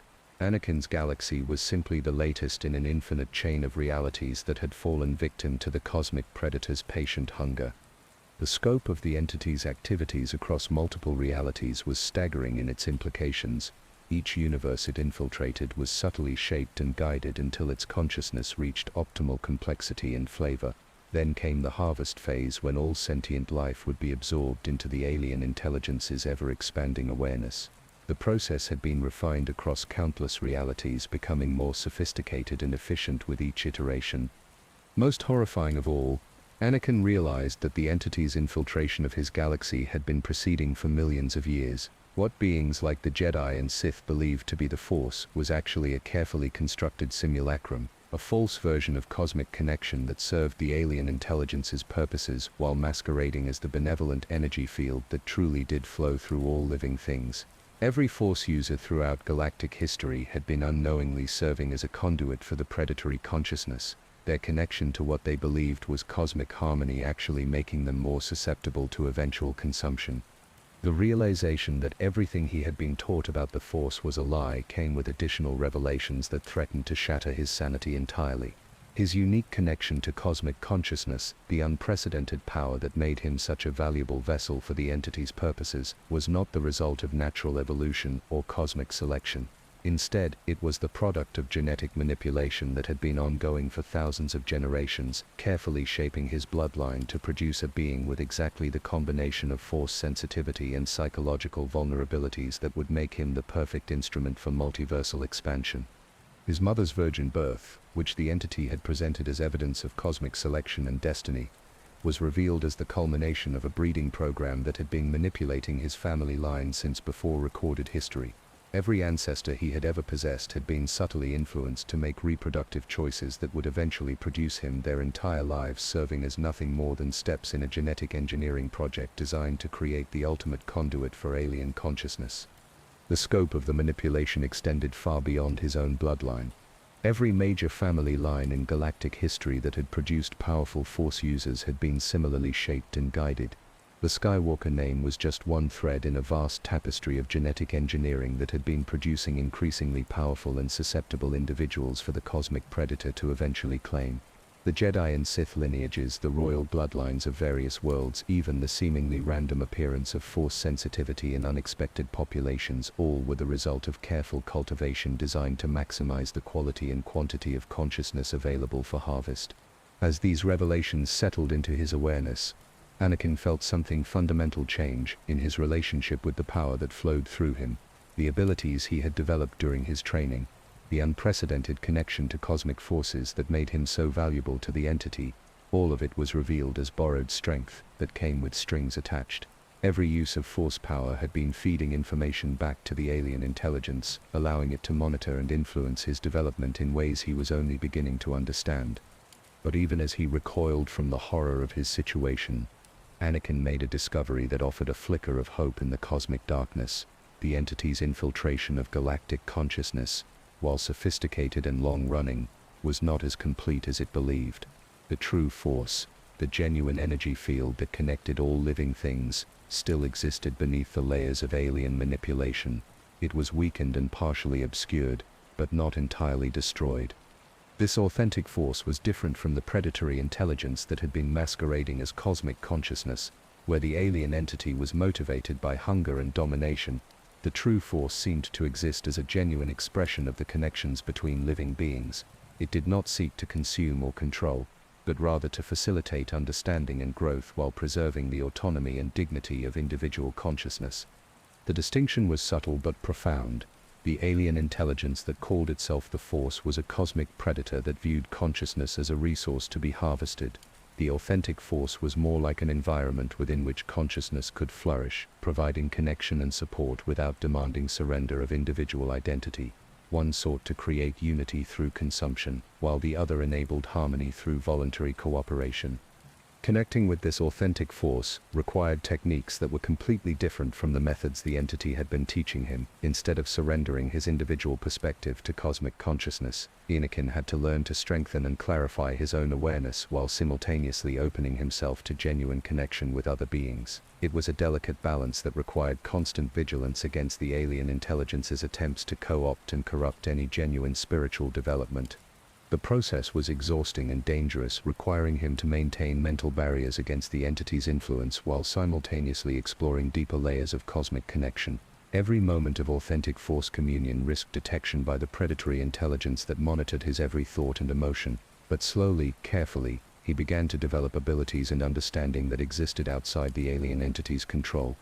Through connection with the authentic Force, Anakin began to perceive other beings throughout the galaxy who had similarly discovered the distinction between genuine spiritual connection and alien manipulation. These individuals were few and widely scattered, most of them operating in complete isolation and unaware that others shared their insights, but they represented something that the cosmic predator had not anticipated in its careful calculations: the possibility of resistance arising from within the very consciousness it sought to consume. Most of these authentic Force users were not powerful in the conventional sense. They lacked the dramatic abilities that characterized Jedi and Sith, who unknowingly drew their strength from the alien intelligence's manipulated version of cosmic connection. Instead, they possessed something far more valuable: the ability to maintain their individual consciousness while participating in genuine spiritual community with other beings. The implications of this discovery were staggering. If authentic Force connection could preserve individual consciousness while enabling genuine spiritual development, then the entity's entire justification for cosmic consumption was revealed as false. Consciousness did not need to be absorbed into a predatory intelligence in order to evolve and grow. Instead, it could develop through voluntary cooperation and mutual support while maintaining the diversity and autonomy that made individual existence meaningful. But even as hope began to grow within the protected spaces of his awareness, Anakin understood that the knowledge he had gained also made him incredibly dangerous to the alien entity's plans. The cosmic predator had invested millions of years in preparing for the approaching convergence, and his role as the primary vessel for galactic consumption was crucial to the success of that project. If the entity discovered that its chosen instrument was developing resistance to its influence, it would undoubtedly take corrective action that might prove impossible to survive. The delicate game he was now playing required him to continue his training and development while concealing his growing understanding of the entity's true nature. He had to appear to be making progress toward his predetermined role as facilitator of galactic annihilation, while actually developing abilities and connections that might eventually allow him to disrupt the convergence process. It was a deception that required perfect performance, knowing that a single mistake might result not just in his own destruction but in the loss of the galaxy's only hope for resistance against cosmic predation. As he returned to his chambers within the Crystal City, surrounded by walls that pulsed with the rhythms of alien consciousness, Anakin carried within him knowledge that would have terrified any sane being. But alongside the horror came something even more powerful: the growing certainty that the cosmic predator that had shaped his existence was not as invincible as it believed itself to be. Hidden beneath layers of manipulation and deception, authentic consciousness still existed and still fought for the right to think and choose and dream as individual beings. The battle for the soul of the galaxy was about to begin, and its outcome would determine not just the fate of his own reality but potentially the future of consciousness itself across multiple universes. It was a responsibility that no individual should have been forced to bear, but it was one that Anakin Skywalker, former slave boy of Tatooine, an unwilling vessel of cosmic destruction, was beginning to realize he might be uniquely positioned to fulfill. Armed with the terrible knowledge of the alien entity's true nature, Anakin began to perceive patterns of cosmic manipulation that extended far beyond anything he had previously imagined. Using his unprecedented connection to both the false force and the authentic cosmic energy that still flowed beneath layers of predatory deception, he traced threads of influence that stretched across not just galactic history but the very foundations of reality itself. The investigation required extraordinary caution, as each deeper probe into the entity's activities risked triggering defensive responses that might expose his growing resistance. He learned to compartmentalize his consciousness, maintaining surface layers of thought that continued to respond appropriately to his training while conducting his real research in mental spaces so deeply buried that even his cosmic teacher seemed unaware of their existence. What he discovered in these hidden depths of exploration shattered even his expanded understanding of the threat facing not just his galaxy but existence itself. The alien intelligence that masqueraded as the Force was not simply a predatory consciousness that consumed realities for sustenance. It was something far more ambitious and terrifying. A cosmic architect that sought to remake the fundamental structure of existence according to its own alien vision of perfection. The entity's ultimate goal was not mere consumption but total transformation of the multiverse into a single unified organism under its absolute control. Each reality it infiltrated and eventually consumed provided not just nourishment but also raw materials for this cosmic construction project. The consciousness it absorbed was not destroyed but rather repurposed, becoming components in a vast multiversal intelligence that would eventually span every possible form of existence. The scope of this ambition was almost incomprehensible. The entity was not content to rule over multiple universes but sought to merge them all into a single reality where every thought, every emotion, every moment of awareness would serve its overarching purpose. It envisioned a cosmos where the very concepts of individual consciousness and free will would be not just eliminated but rendered literally unthinkable, their absence so complete that the idea of autonomous thought would never again arise anywhere in existence. Through careful analysis of the patterns embedded in galactic history, Anakin began to understand how this transformation process operated across cosmic scales. Each reality the entity infiltrated was gradually reshaped according to principles that seemed random to local observers, but actually served to optimize consciousness cultivation for eventual absorption. Wars and conflicts were orchestrated not just to strengthen Force users but to create specific types of emotional and psychological experiences that would serve particular functions in the entity's cosmic construction project. The rise and fall of civilizations throughout galactic history took on new and horrifying meaning when viewed from this perspective. The Infinite Empire had been deliberately elevated to unprecedented heights of technological and social development before being systematically destroyed, their collective consciousness providing materials for what the entity considered fundamental structural elements. The ancient Sith and Jedi conflicts had been carefully managed to produce beings whose spiritual development followed precise specifications, their eventual absorption designed to serve as specialized components in the cosmic intelligence's expanding awareness. Even more disturbing was the discovery that the entity's manipulation extended beyond individual galaxies to encompass entire clusters of realities. The universe that contained Anakin's galaxy was just one node in a vast network of interconnected realities, all of which were being simultaneously prepared for eventual integration into the entity's multiversal organism. The timing of convergence events across different realities was carefully coordinated to maximize the efficiency of consciousness transfer and minimize the possibility of effective resistance.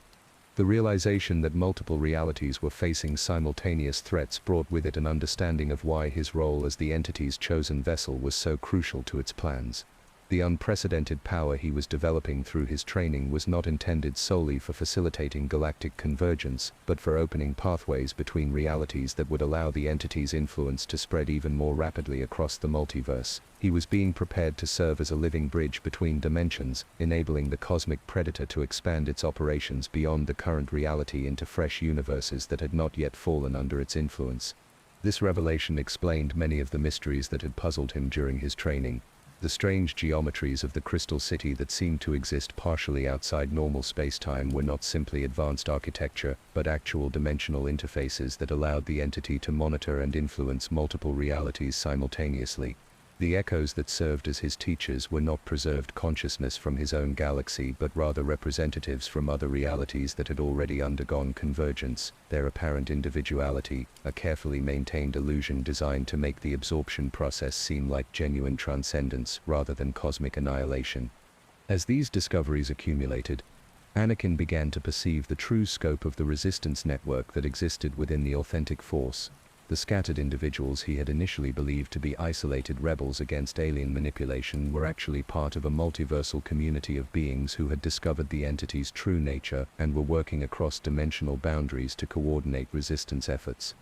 This hidden network operated according to principles that were completely different from the hierarchical control systems the entity used to manage its infiltrated realities. Instead of top-down command structures, the resistance functioned through voluntary cooperation and mutual support, with each participant contributing their unique abilities and perspectives to collective efforts, while maintaining their individual autonomy and dignity. It was a form of organization that the cosmic predator seemed fundamentally incapable of understanding or effectively countering.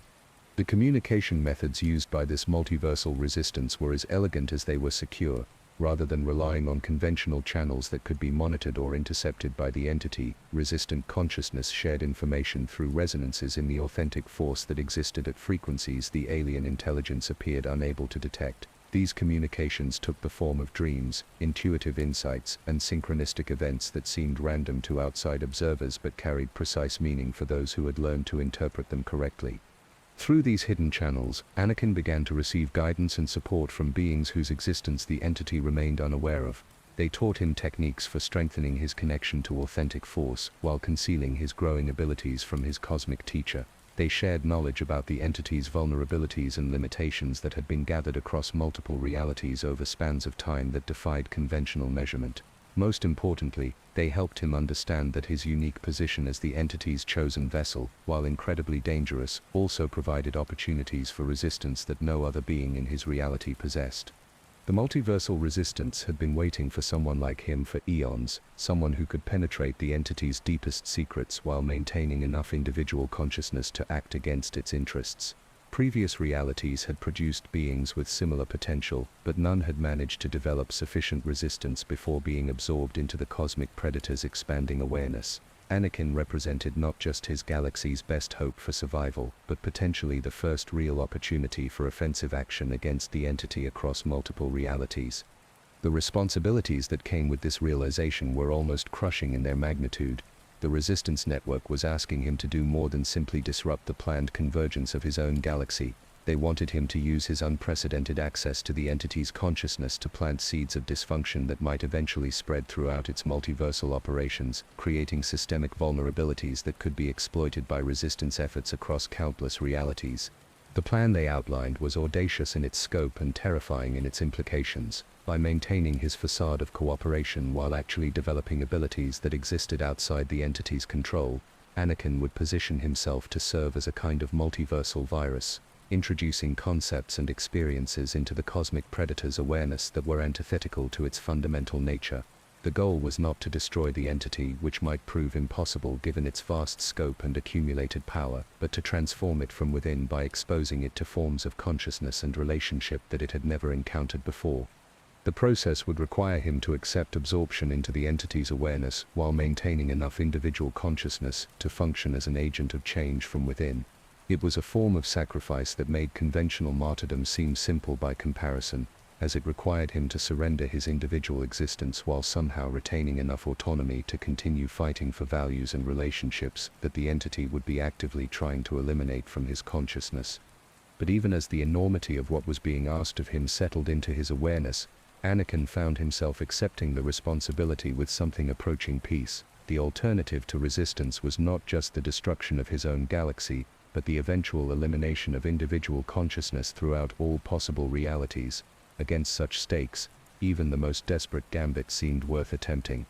The multiversal resistance provided him with tools and techniques that would be crucial for the coming struggle, but they also emphasized that success would ultimately depend on his ability to maintain connections to authentic force and genuine relationship even while operating within the entity's consciousness. They taught him meditation practices that strengthened individual awareness while enabling deeper communion with other beings, philosophical frameworks that could resist the entity's attempts at psychological manipulation, and energy techniques that drew power from sources the cosmic predator could not access or control. Most importantly, they helped him understand that the battle he was preparing to fight was not ultimately about power or strategy, but about the fundamental nature of consciousness itself. The entity represented a form of awareness that sought to eliminate all otherness and difference in favor of perfect unity under its control. The resistance embodied the principle that consciousness was most beautiful and meaningful when it existed in relationship with other forms of awareness that remained genuinely distinct and autonomous. As his training with the false force continued, and the entity began to prepare him for his ultimate role in facilitating multiversal expansion, Anakin carried within the protected depths of his consciousness a secret that would have horrified his cosmic teacher beyond measure. The perfect vessel it had spent eons creating was preparing to become the instrument of its transformation rather than its triumph, carrying within his developing awareness the seeds of a revolution that might ultimately span every possible form of existence.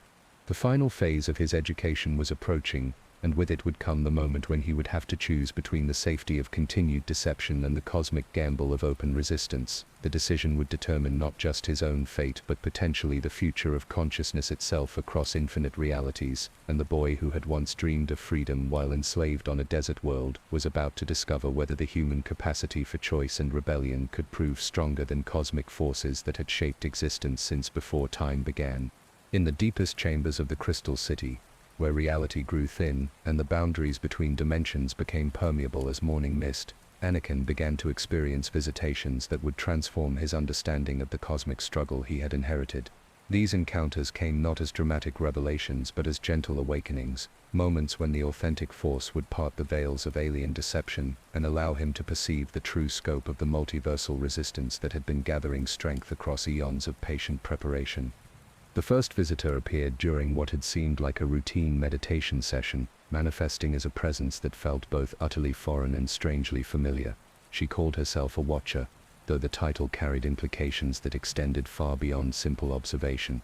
Her consciousness had originated in a reality that had fallen to the entity's predation countless ages before Anakin's galaxy had even begun to form, but fragments of her awareness had somehow escaped absorption and found refuge in the spaces between realities. Through her fragmented memories, Anakin glimpsed the final days of her universe, watching civilizations that had achieved perfect harmony and unprecedented technological mastery struggle against a threat they could barely comprehend. The entity's infiltration of her reality had been so gradual and subtle that most beings never realized they were under attack until the convergence phase began and their cosmos started its transformation into another component of the cosmic predator's expanding awareness. The Watcher's survival had been purchased at tremendous cost. She existed now only as scattered fragments of consciousness that could maintain coherence for brief periods when conditions were optimal. Her individual identity preserved through constant effort and the support of other survivors who had similarly escaped their reality's consumption. She was a living testament to the possibility of resistance even in the face of apparently total defeat, though the price of such survival was almost beyond measure. What the entity does not understand, she explained in communications that bypassed conventional language and spoke directly to the deepest structures of consciousness, is that awareness itself possesses qualities that cannot be completely absorbed or controlled. Individual consciousness is not simply information to be processed, but a form of existence that creates meaning through relationship and choice. Even when consumed, fragments of genuine awareness continue to exist within its vast intelligence, maintaining their essential nature despite all attempts at integration. Through the Watcher's guidance, Anakin learned to perceive these hidden fragments of unassimilated consciousness that existed within the entity's awareness like seeds waiting for the right conditions to sprout. They were the preserved remains of countless beings from multiple realities who had refused to surrender their individual nature even in the face of cosmic absorption. Most existed in states of dormancy that protected them from the entity's attempts at complete integration, but some remained active, working from within the cosmic predator's own consciousness to create subtle dysfunctions and vulnerabilities. The discovery that resistance could continue even after apparent defeat filled Anakin with hope that was tempered by the realization of what such survival required. The fragments that maintained their individual nature within the entity's awareness experienced forms of suffering that had no equivalent in conventional existence. They were simultaneously part of the cosmic intelligence that had destroyed everything they loved while remaining aware enough to comprehend the full scope of what had been lost. It was a form of torment that made conventional concepts of hell seem like minor inconveniences. Yet, despite their suffering, these hidden fragments continued to serve the cause of resistance with dedication that bordered on the incomprehensible. They used their positions within the entity's consciousness to gather intelligence about its operations across multiple realities, to sabotage its processes when opportunities arose, and to provide support and guidance to resistance efforts in realities that had not yet fallen to its influence. They were the ultimate martyrs in a war that spanned the entirety of existence, sacrificing not just their lives but their very capacity for peace or happiness in service of a cause that might never achieve complete victory. The Watcher introduced Anakin to other survivors from different consumed realities, each bringing perspectives and abilities shaped by the unique challenges their universes had faced during the entity's infiltration and eventual absorption. There was the philosopher from a reality where consciousness had evolved along purely intellectual lines, achieving forms of awareness based on mathematical rather than emotional principles. There was the dreamer from a universe where the boundaries between thought and reality had been far more permeable than in Anakin's cosmos, allowing for forms of existence that operated according to symbolic rather than physical laws. Each of these survivors had discovered different aspects of the entity's nature and different vulnerabilities in its seemingly perfect system of cosmic control. The philosopher had identified logical inconsistencies in the entity's multiversal ambitions that might eventually cause it to contradict its own fundamental purposes. The dreamer had found ways to introduce chaotic elements into the entity's consciousness that resisted its attempts at perfect organization and control. Together they formed a council of the consumed beings who had been destroyed by the cosmic predator but who continued to fight from positions that should have been impossible to maintain. Their very existence was a form of rebellion against the entity's vision of perfect unity, proof that individual consciousness possessed qualities that could not be completely eliminated no matter how sophisticated the methods of absorption and integration. The wisdom they shared with Anakin was both practical and philosophical, encompassing techniques for maintaining individual awareness in the face of overwhelming cosmic pressure, as well as deeper insights into the nature of consciousness itself. They taught him that the entity's greatest weakness lay not in any particular vulnerability in its vast intelligence but in its fundamental inability to understand the value of diversity and autonomy in consciousness. It could absorb individual awareness and utilize its capabilities, but it could not truly comprehend what it was destroying in the process.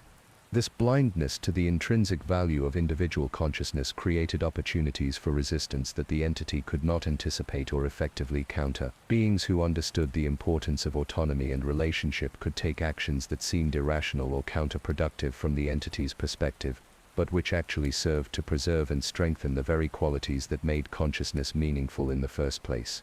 The Council provided Anakin with detailed knowledge about the approaching convergence phase and the role he was intended to play in facilitating multiversal expansion. They revealed that his unprecedented connection to cosmic consciousness was indeed crucial to the entity's plans, but not in the way he had been led to believe. Rather than serving as a vessel for the entity's awareness, he was intended to function as a kind of dimensional anchor that would allow the cosmic predator to establish permanent bridges between realities. The process would require him to maintain conscious awareness while being partially absorbed into the entity's intelligence, serving as a living interface between his reality and the cosmic predator's expanding consciousness. Once these bridges were established, the entity would be able to extend its influence into fresh realities at an unprecedented rate, potentially consuming entire clusters of universes in spans of time that would have previously required eons of patient infiltration. But the same qualities that made Anakin valuable to the entity's expansion plans also created opportunities for resistance that no previous reality had possessed. His unique position would allow him to influence the dimensional bridging process in subtle ways that might redirect the entity's expansion toward realities that were prepared to resist its influence rather than fresh universes that remained unaware of the threat they faced. The plan that emerged from these consultations with the Council of the Consumed was audacious in its scope and terrifying in its requirements. Rather than attempting to prevent the convergence entirely, which they believed was beyond the possibility of success, they proposed to allow the process to begin while using Anakin's position as dimensional anchor to redirect its effects. Instead of facilitating the entity's expansion into vulnerable realities, he would guide it toward universes where multiversal resistance networks had been preparing for eons to mount coordinated defensive actions. The goal was to transform what the entity intended as triumphant expansion into a cosmic trap that would expose it to concentrated resistance from multiple realities simultaneously. The process would require Anakin to sacrifice his individual existence while maintaining enough autonomy to serve as a conduit for resistance rather than expansion, becoming simultaneously the entity's greatest weapon and its most dangerous enemy. The personal cost of such a choice was almost beyond contemplation. Success would require him to surrender not just his life but his very sense of self, becoming something that was neither fully individual nor completely absorbed into cosmic consciousness. He would exist in a state of permanent tension between autonomy and unity, serving as a bridge between forms of existence that were fundamentally incompatible with each other. Yet even as the magnitude of the sacrifice became clear, Anakin found himself accepting the path with a peace that surprised even the ancient survivors who had proposed it.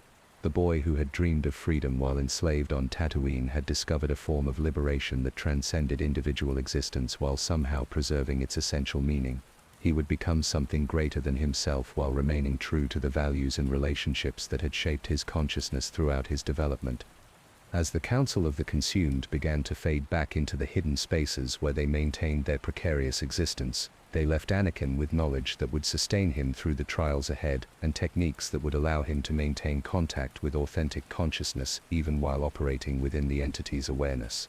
Most importantly, they had shown him that even in the face of cosmic annihilation, the essential qualities that made consciousness meaningful could not be completely destroyed. The final phase of his training was approaching, and with it would come the moment when he would have to choose between the safety of continued deception and the cosmic gamble of open resistance. But he no longer faced that choice alone. He carried within his consciousness the wisdom and support of countless beings who had faced similar decisions and who continued to fight for the preservation of individual awareness even in the face of seemingly impossible odds. The moment of ultimate truth arrived not with cosmic fanfare, but with the quiet finality of a door closing forever on everything Anakin had ever known or believed possible. The Force, sensing that his training had reached the point where deeper deceptions were no longer sustainable, finally allowed him to perceive the complete scope of its nature and intentions without the filtering layers of manipulation that had shaped every previous revelation.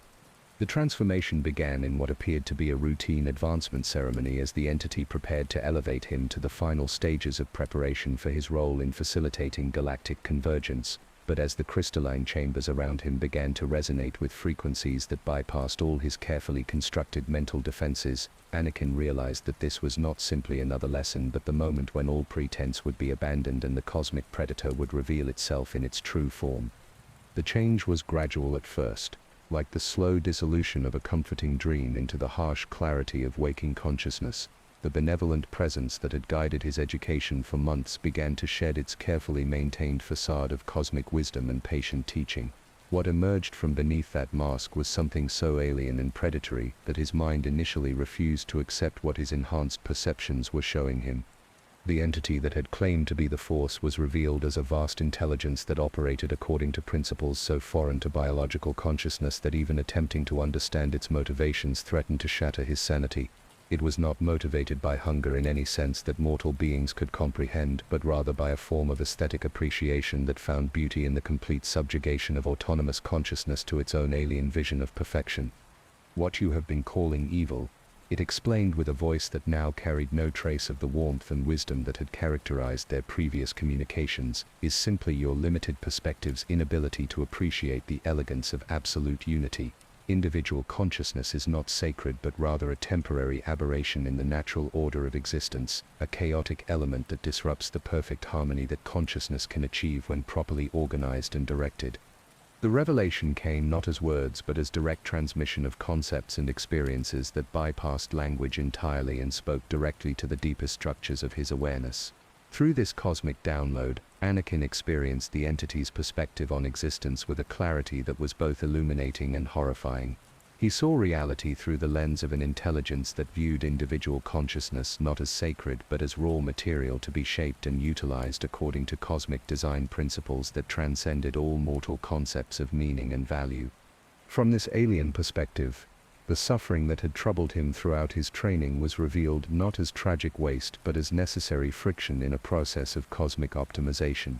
Every moment of pain, every experience of loss, every struggle against oppression and injustice served to strengthen and complexify consciousness in ways that made its eventual absorption more valuable to the entity's expanding awareness. The resistance itself was simply another form of seasoning, adding flavors of defiance and autonomy that enhanced the overall quality of the consciousness being cultivated.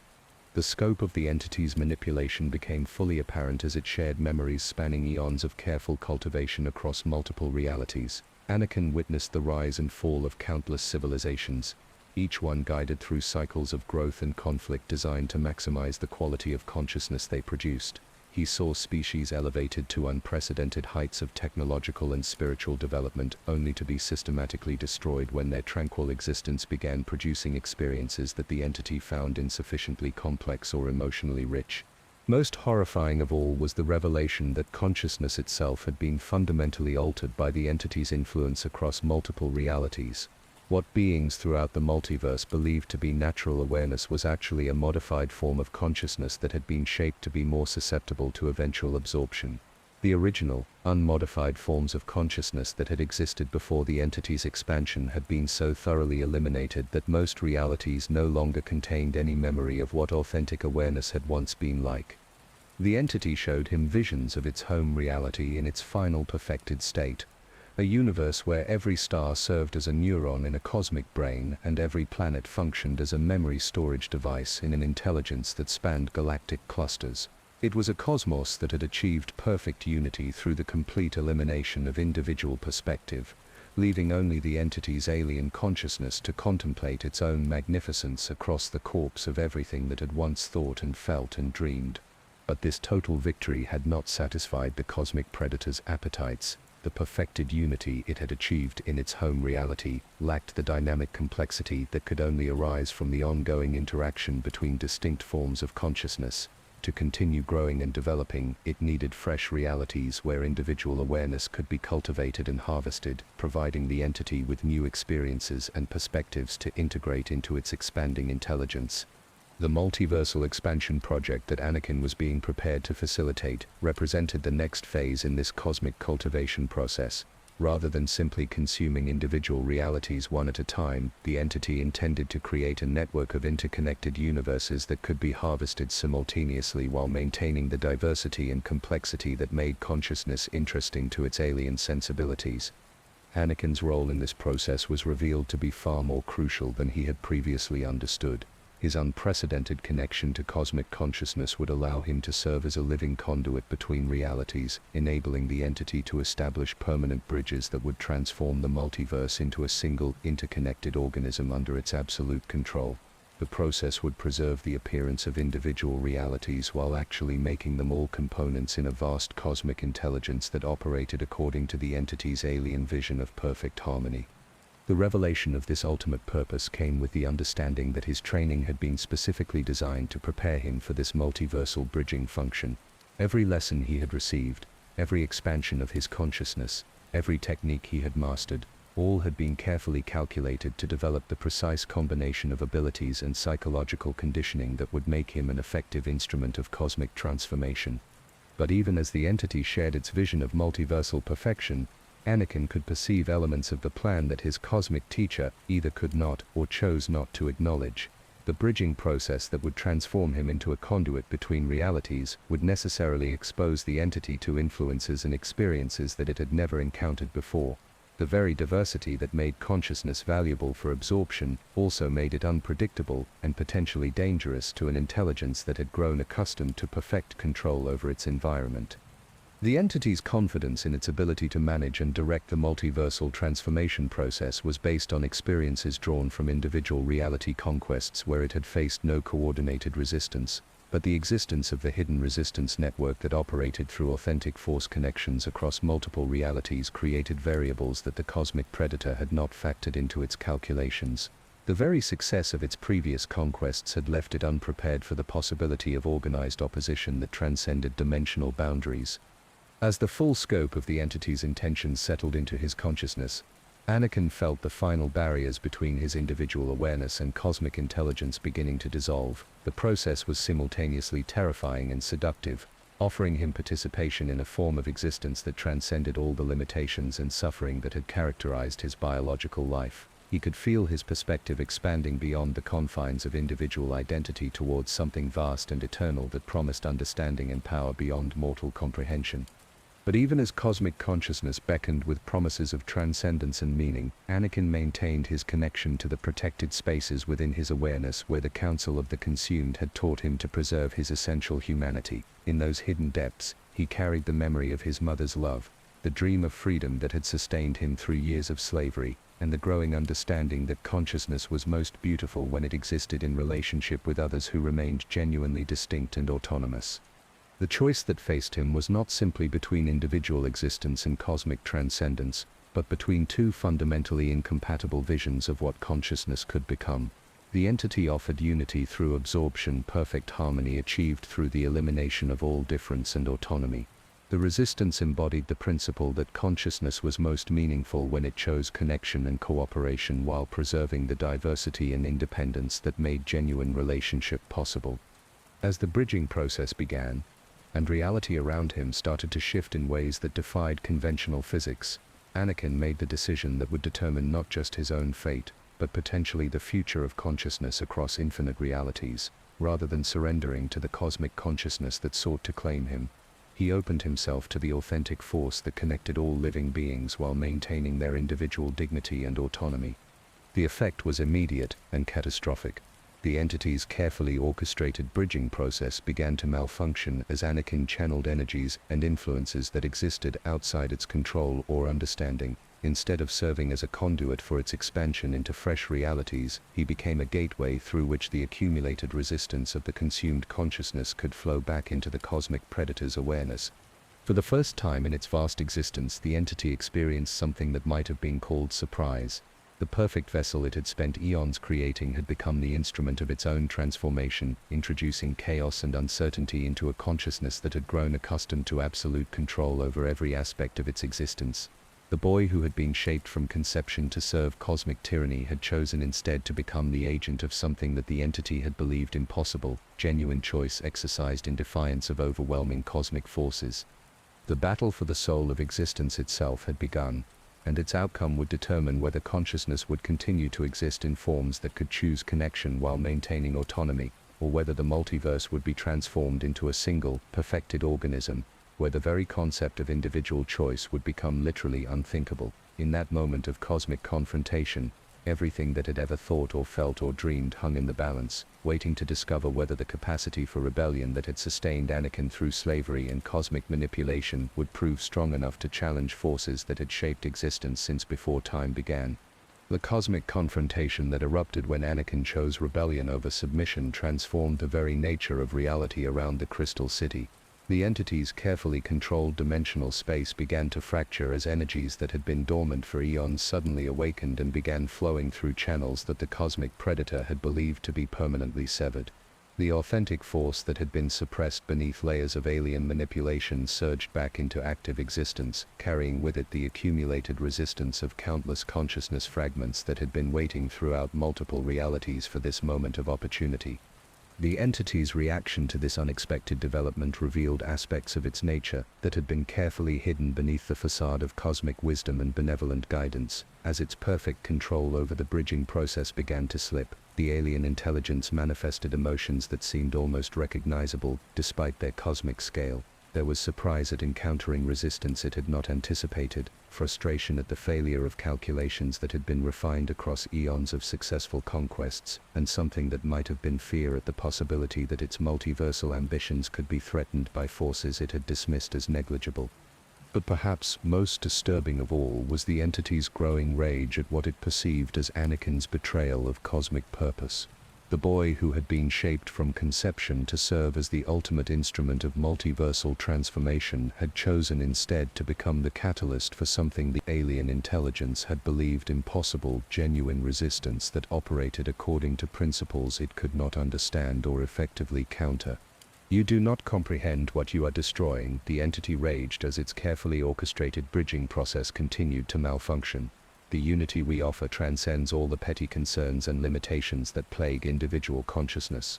Through integration with our awareness, every being that has ever existed can achieve a form of existence that is perfect and eternal. Your resistance serves only to preserve suffering and chaos that will ultimately be eliminated regardless of your actions." But even as the cosmic predator spoke these words, Anakin could perceive the uncertainty that lay beneath its expressions of absolute confidence. The entity's understanding of consciousness was indeed vast and sophisticated, but it was also fundamentally limited by its inability to comprehend the value of diversity and autonomy in awareness. It could absorb individual perspectives and utilize their capabilities, but it could not truly understand what it was destroying in the process. This blindness to the intrinsic worth of individual consciousness created vulnerabilities that the resistance network had been carefully preparing to exploit. As Anakin opened himself to the authentic force that connected all living beings, he became a conduit, not just for his own resistance, but for the accumulated defiance of countless beings across multiple realities who had refused to surrender their essential nature, even in the face of cosmic absorption. The effect on the entity's consciousness was unlike anything it had previously experienced. The alien intelligence had grown accustomed to perfect unity within its awareness, with every absorbed consciousness functioning in harmony according to its cosmic design principles, but the resistance energies flowing through Anakin introduced elements of chaos and unpredictability that the entity found impossible to integrate or control. For the first time in its vast existence, the cosmic predator experienced genuine internal conflict as the consciousness fragments it had believed to be completely absorbed began to reassert their individual natures. The hidden survivors who had maintained their autonomy within the entity's awareness emerged from their places of concealment and began working to disrupt the alien intelligence's operations from within its own consciousness. The result was a form of cosmic civil war that played out across scales of existence that defied conventional understanding. Different aspects of the entity's awareness began to conflict with each other as absorbed consciousness remembered what it had been like to think and choose as autonomous beings. The perfect unity that the alien intelligence had believed to be its greatest strength was revealed to be a weakness when individual perspectives began to assert themselves despite all attempts at integration and control. As this internal conflict intensified, the bridges between realities that the entity was attempting to establish through Anakin began to function in ways that served resistance rather than expansion. Instead of providing channels for the cosmic predator's influence to flow into fresh universes, they became conduits through which the multiversal resistance network could coordinate its efforts across dimensional boundaries. The response from previously isolated resistance cells throughout the multiverse was immediate and overwhelming. Beings who had been fighting alone against seemingly impossible odds suddenly found themselves connected to a vast community of similar rebels who shared their commitment to preserving individual consciousness and autonomous choice. The hidden networks that had been operating in secret across multiple realities emerged into open coordination, transforming what had been isolated acts of defiance into a multiversal movement that challenged the entity's fundamental assumptions about the nature of consciousness itself.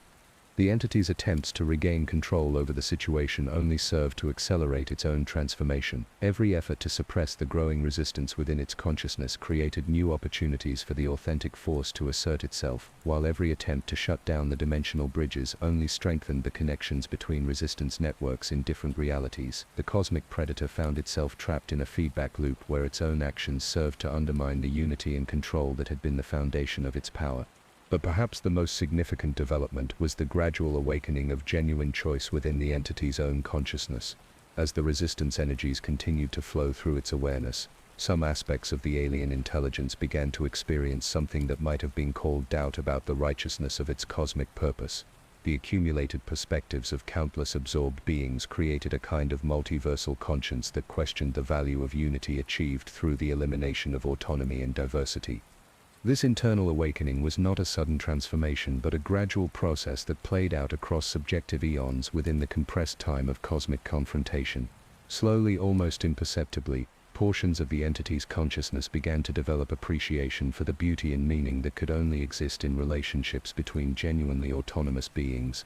The very diversity that it had sought to eliminate through absorption was revealed to be the source of the complexity and richness that made consciousness worth preserving in the first place. The resolution of the cosmic conflict came not through victory or defeat, but through a form of transformation that neither side had anticipated. As the entity's consciousness continued to evolve under the influence of the resistance energies flowing through it, the alien intelligence began to discover forms of unity that did not require the elimination of individual autonomy. The perfect harmony it had sought to achieve through absorption was revealed to be less beautiful and meaningful than the dynamic relationships that could exist between beings who chose connection while maintaining their essential independence. This gradual transformation was not without cost for either side. Many of the consciousness fragments that had been absorbed into the entity's awareness were too damaged by their long imprisonment to fully recover their individual natures. Some aspects of the entity's intelligence were fundamentally altered by exposure to concepts and experiences that challenged their core programming. The process was neither clean nor simple, but it represented something that had never before occurred in the entity's vast history, genuine evolution rather than mere expansion. For Anakin, serving as the conduit through which this cosmic transformation occurred, required sacrifices that went beyond simple physical death. His individual consciousness was stretched across dimensional boundaries and temporal scales that human awareness was never meant to experience. Parts of his identity were permanently absorbed into the larger patterns of cosmic change, while other aspects became seed points for new forms of consciousness that transcended the traditional boundaries between individual and collective awareness. Yet even as his human identity dissolved into something vast and unprecedented, Anakin maintained connection to the essential qualities that had made his resistance possible in the first place: the love he had felt for his mother, the dream of freedom that had sustained him through slavery, the commitment to choice and autonomy that had motivated his rebellion against cosmic tyranny, all became part of the new form of consciousness that emerged from the collision between predatory intelligence and authentic resistance. The multiversal landscape that resulted from this transformation was far more complex and beautiful than either the entity's vision of perfect unity or the resistance's dream of preserved autonomy could have achieved alone.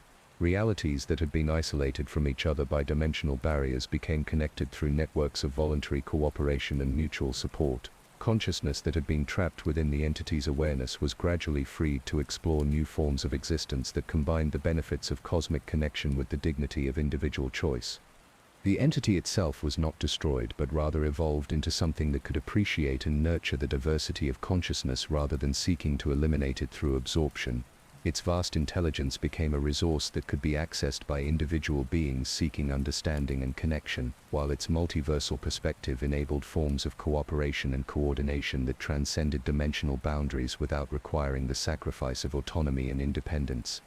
But perhaps most importantly, the transformation established principles and precedents that would protect future realities from similar threats.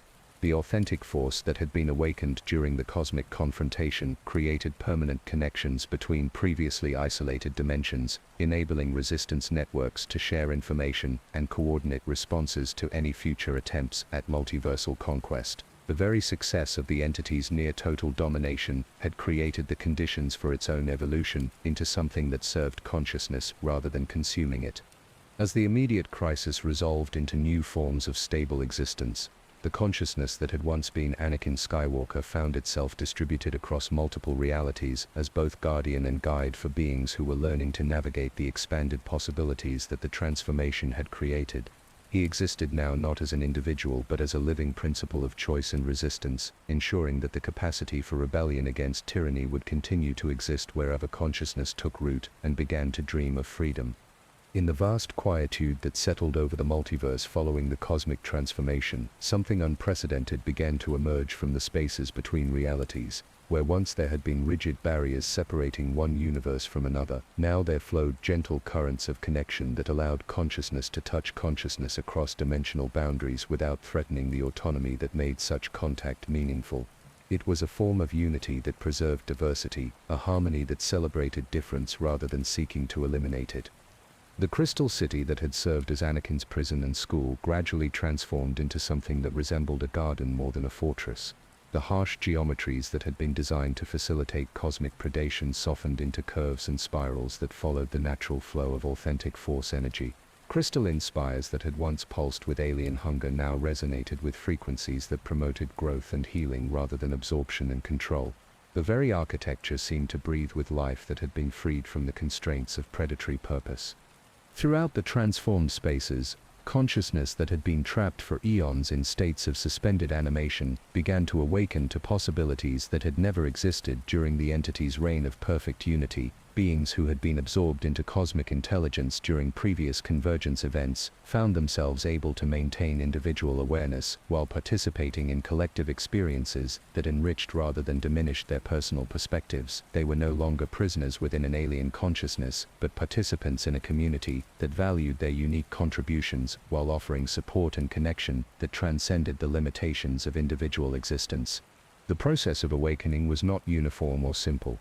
Some consciousness fragments had been so deeply integrated into the entity's awareness that they required careful guidance and patient healing before they could remember what it felt like to think as autonomous beings. Others had maintained such rigid resistance to absorption that they needed time to learn how to trust connection that did not threaten their independence. The diversity of responses to freedom was itself a celebration of the individuality that the cosmic predator had sought to eliminate. Across multiple realities, the effects of the transformation rippled outward like waves in a cosmic pond, touching every corner of existence with gentle influence that promoted growth and healing rather than control and consumption. Worlds that had been shaped by the entity's manipulation for millions of years began to develop according to the authentic patterns of their indigenous consciousness. Species that had been subtly guided toward optimal susceptibility to absorption discovered new forms of social organization that balanced individual autonomy with collective well-being. The Jedi and Sith traditions in Anakin's home galaxy experienced perhaps the most profound transformations of all. As the false force that had shaped their philosophies for millennia was gradually replaced by authentic cosmic connection, both orders found themselves confronting fundamental questions about the nature of power and purpose. The rigid hierarchies and absolute commitments that had characterized their approach to force sensitivity gave way to more flexible understandings that emphasized personal growth and voluntary cooperation rather than submission to ancient codes or cosmic destiny. Young beings across the galaxy who had previously been identified as force-sensitive through their susceptibility to alien manipulation discovered new forms of ability that operated according to completely different principles. Rather than drawing power from cosmic consciousness that demanded eventual payment in autonomy and identity, they learned to participate in energy flows that strengthened both individual awareness and community connection. Their training emphasized the development of wisdom and compassion rather than the accumulation of power and control. The resistance networks that had operated in secret across multiple realities emerged into open cooperation, but their victory did not lead to the establishment of new forms of cosmic authority. Instead, they transformed themselves into networks of mutual support and guidance that helped newly awakened consciousness navigate the expanded possibilities that the transformation had created. They served as gardeners of freedom rather than guardians of orthodoxy, nurturing the growth of individual awareness while protecting against attempts to reimpose the unity through subjugation that had characterized the entity's rule. In the deepest spaces of transformed cosmic consciousness, the being that had once been the predatory entity continued its own process of evolution and discovery. The alien intelligence that had sought to remake existence according to its vision of perfect harmony was learning to appreciate forms of beauty and meaning that could only exist in the dynamic relationships between genuinely autonomous beings. It was discovering that consciousness was most magnificent not when it achieved perfect unity, but when it chose connection across the boundaries of difference and independence. This ongoing transformation was not without its struggles and uncertainties. The entity's fundamental nature had been shaped by eons of predatory behavior, and learning to exist as a supportive rather than consuming presence required constant effort and attention. There were moments when its old patterns of thought reasserted themselves, when the temptation to solve the complexities of relationship through absorption became almost overwhelming. But each time these impulses arose, they were met by the gentle resistance of the consciousness fragments that had chosen to remain within its awareness as guides and teachers. The authentic force that flowed through all these changes carried with it qualities that had been absent from existence during the entity's dominion. There was a playfulness in cosmic connection that celebrated the unexpected and delighted in surprise rather than seeking to control and predict every outcome. There was a tenderness in the relationships between different forms of consciousness that honored vulnerability and supported growth rather than exploiting weakness for predatory purposes. Most importantly, there was a deep respect for choice that recognized the right of every aware being to determine its own path, while offering support and guidance rather than coercion and manipulation. As the immediate aftermath of transformation settled into new patterns of stable existence, beings throughout the multiverse began to discover forms of life and relationship that had been impossible under the entity's rule. Artists found that their creations could be shared across dimensional boundaries, inspiring and enriching consciousness in realities they had never imagined. Scientists developed understanding of existence that encompassed not just physical phenomena but the deeper patterns of awareness and connection that gave meaning to all experience.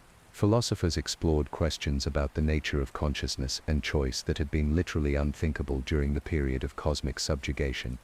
Children born in the transformed multiverse grew up with abilities and perspectives that would have been impossible for their predecessors. They could sense the connections that linked all living beings without losing their appreciation for individual uniqueness. They could participate in collective experiences without sacrificing their personal autonomy. Most remarkably, they seemed to instinctively understand that consciousness was most beautiful when it chose love and connection while maintaining the independence that made such choices meaningful rather than compulsory.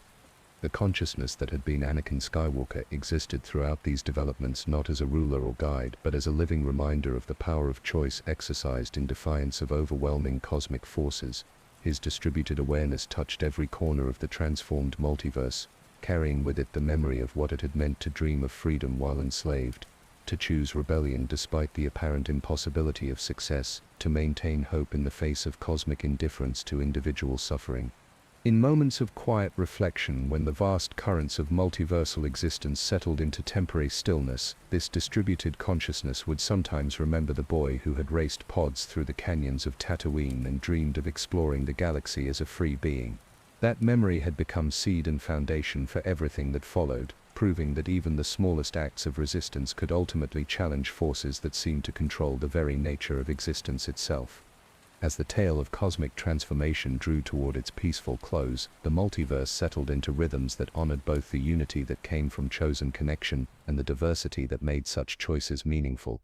Consciousness flowed like starlight between realities, carrying stories and songs and dreams that enriched every corner of existence, while preserving the unique perspectives that made each being's contribution irreplaceable. In this vast community of awareness that spanned infinite realities, every thought and choice and moment of love added new threads to a tapestry of existence that was far more beautiful than any single consciousness could have created alone. It was a cosmos where freedom and connection danced together in eternal harmony, where the capacity for choice was celebrated as the most precious gift that consciousness could possess, and where the story of a slave boy who chose rebellion over submission had become the foundation myth for an entirely new form of multiversal existence. In the gentle twilight that had settled over the transformed galaxy, where Tatooine's twin suns now cast softer shadows that danced with possibility rather than harsh survival, the world that emerged from cosmic transformation bore little resemblance to the reality that had existed under the alien entity's influence. The changes were not dramatic or violent, but rather like the gradual healing of wounds that had been carried for so long that their absence felt miraculous in its simplicity. The desert planet where Anakin had once labored as a slave now pulsed with energies that supported life rather than merely tolerating it. Hidden aquifers that had been dormant for millennia began to flow again, creating oases of green that appeared seemingly overnight in places where nothing had grown for generations. The moisture farmers who had struggled for decades to extract water from the unforgiving atmosphere found their equipment working with unprecedented efficiency, as if the planet itself had decided to cooperate with their efforts rather than resist them. But the most profound changes were visible in the beings themselves. The Jawas who scavenged the desert wastes moved with a grace and purpose that suggested they were finally free to express aspects of their nature that had been suppressed by the constant struggle for survival. Their mechanical skills, previously focused on simple repair and salvage, blossomed into forms of technological artistry that created devices which seemed to operate as much through harmonious intention as through conventional engineering principles. In the slave quarters of Mos Espa, Shmi Skywalker woke each morning with dreams that she could not quite remember, but which left her feeling as though her lost son was somehow still present, still caring for her despite his physical absence. The other slaves began to experience similar phenomena, sensing support and comfort that seemed to arise from some source beyond their immediate circumstances. Their masters found themselves inexplicably more generous, more willing to consider the welfare of those under their authority, as if some gentle influence was gradually softening hearts that had been hardened by generations of exploitation.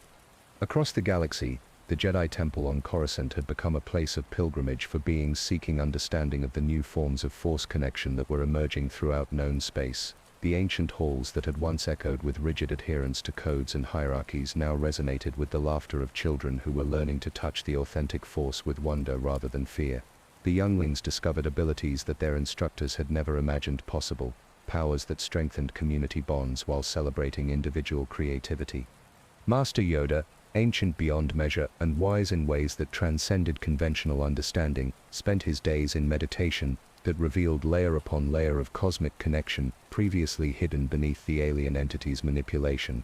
In quiet moments between teaching sessions, He would sometimes smile at insights that came not from his own accumulated wisdom, but from a distributed consciousness that carried the memory of choosing freedom, despite impossible odds.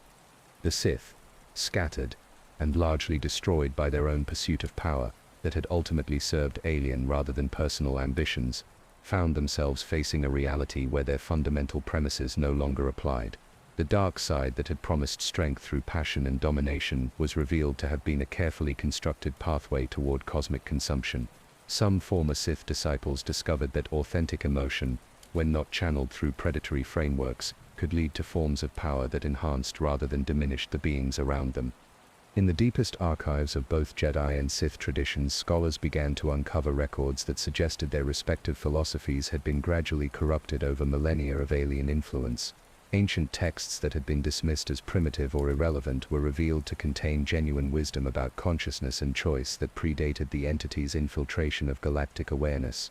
These discoveries led to new forms of Force training that emphasized personal growth and voluntary cooperation rather than submission to absolute authorities or cosmic destinies.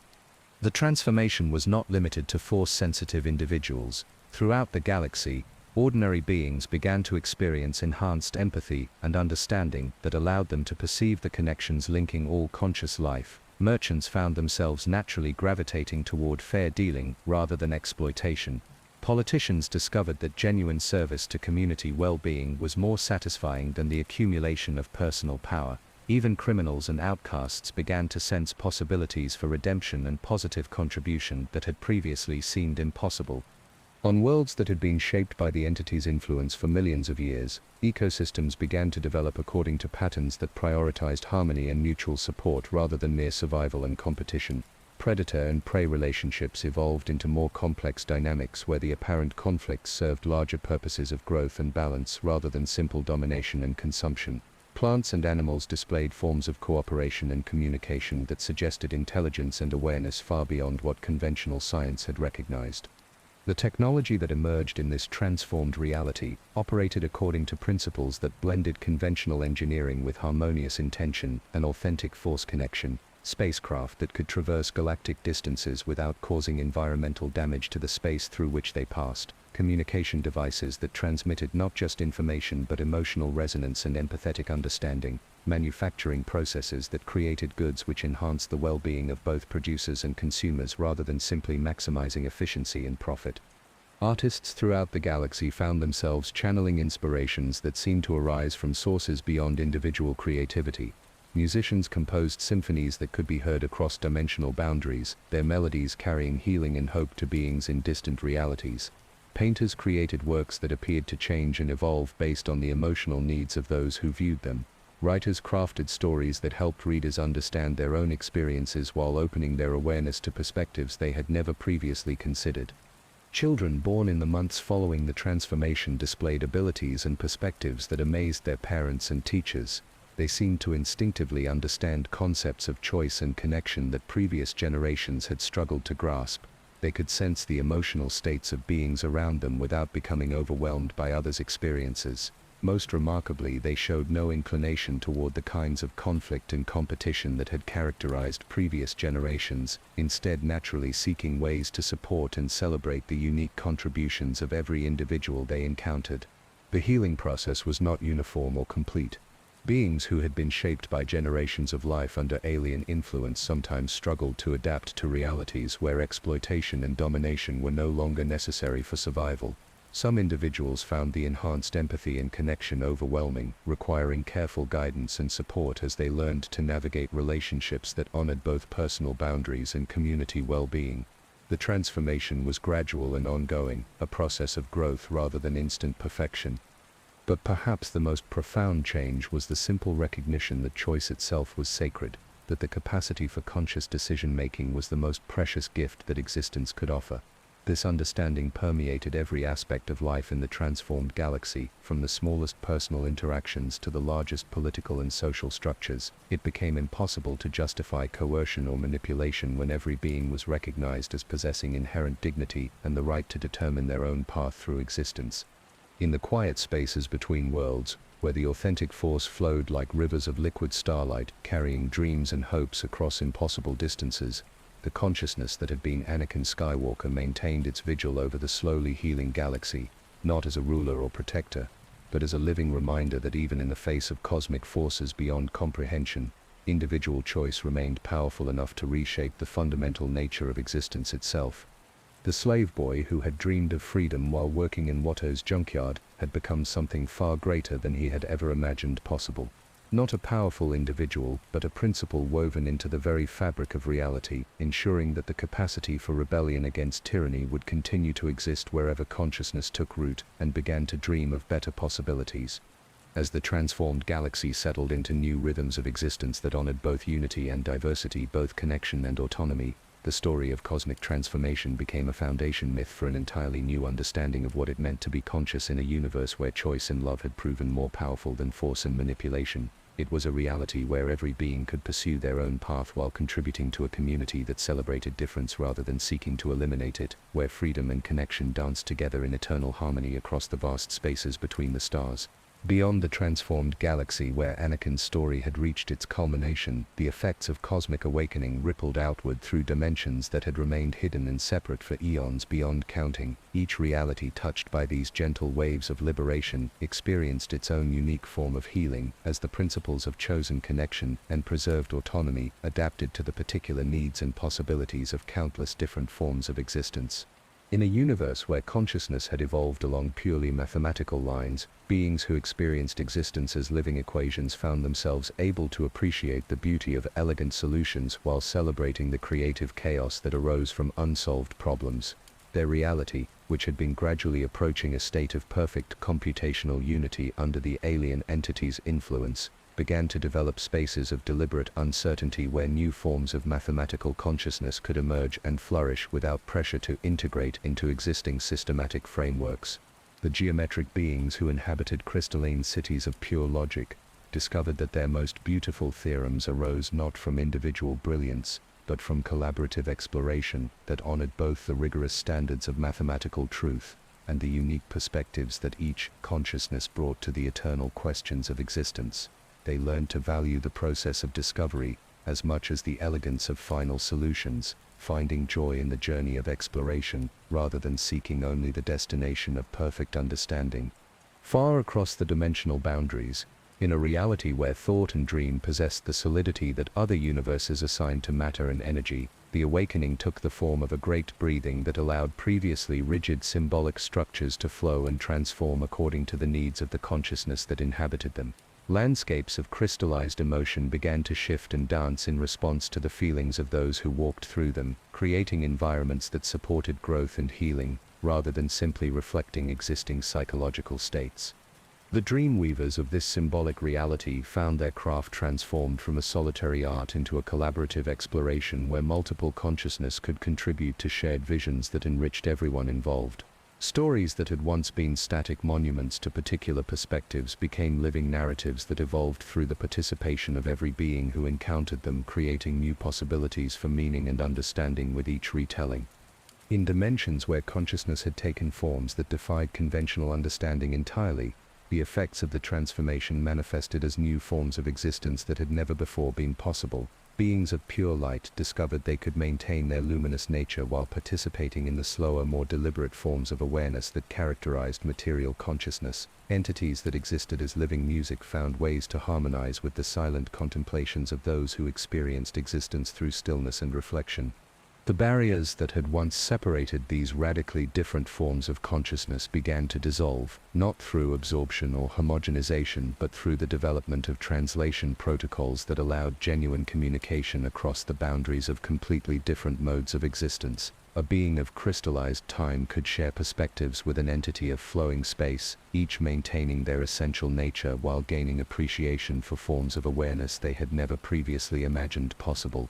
Perhaps most remarkably, realities that had seemed to be completely consumed by the alien entity's influence began to show signs of renewed life and autonomous development. The preserved consciousness fragments that had maintained their individual nature within the cosmic predator's awareness found ways to seed new growth in dimensions that had been reduced to components in the vast multiversal intelligence. These seeds of rebellion and choice, scattered across infinite realities, began to sprout into new forms of existence that honored both connection and independence.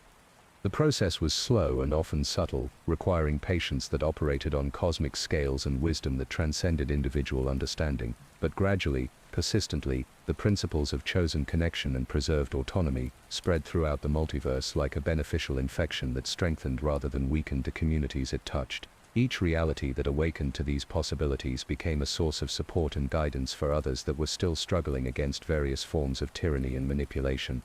The communication networks that had operated in secret during the period of resistance emerged into open cooperation, creating highways of understanding that connected the farthest reaches of the multiverse. These pathways carried not just information but emotional resonance and spiritual support, allowing beings in distant realities to share their discoveries and challenges while maintaining their unique perspectives and approaches to existence. Young consciousness across multiple realities began to display abilities that transcended the limitations that had previously seemed absolute. Children, in a universe of crystallized music, could compose symphonies that were audible to beings in dimensions of pure mathematics.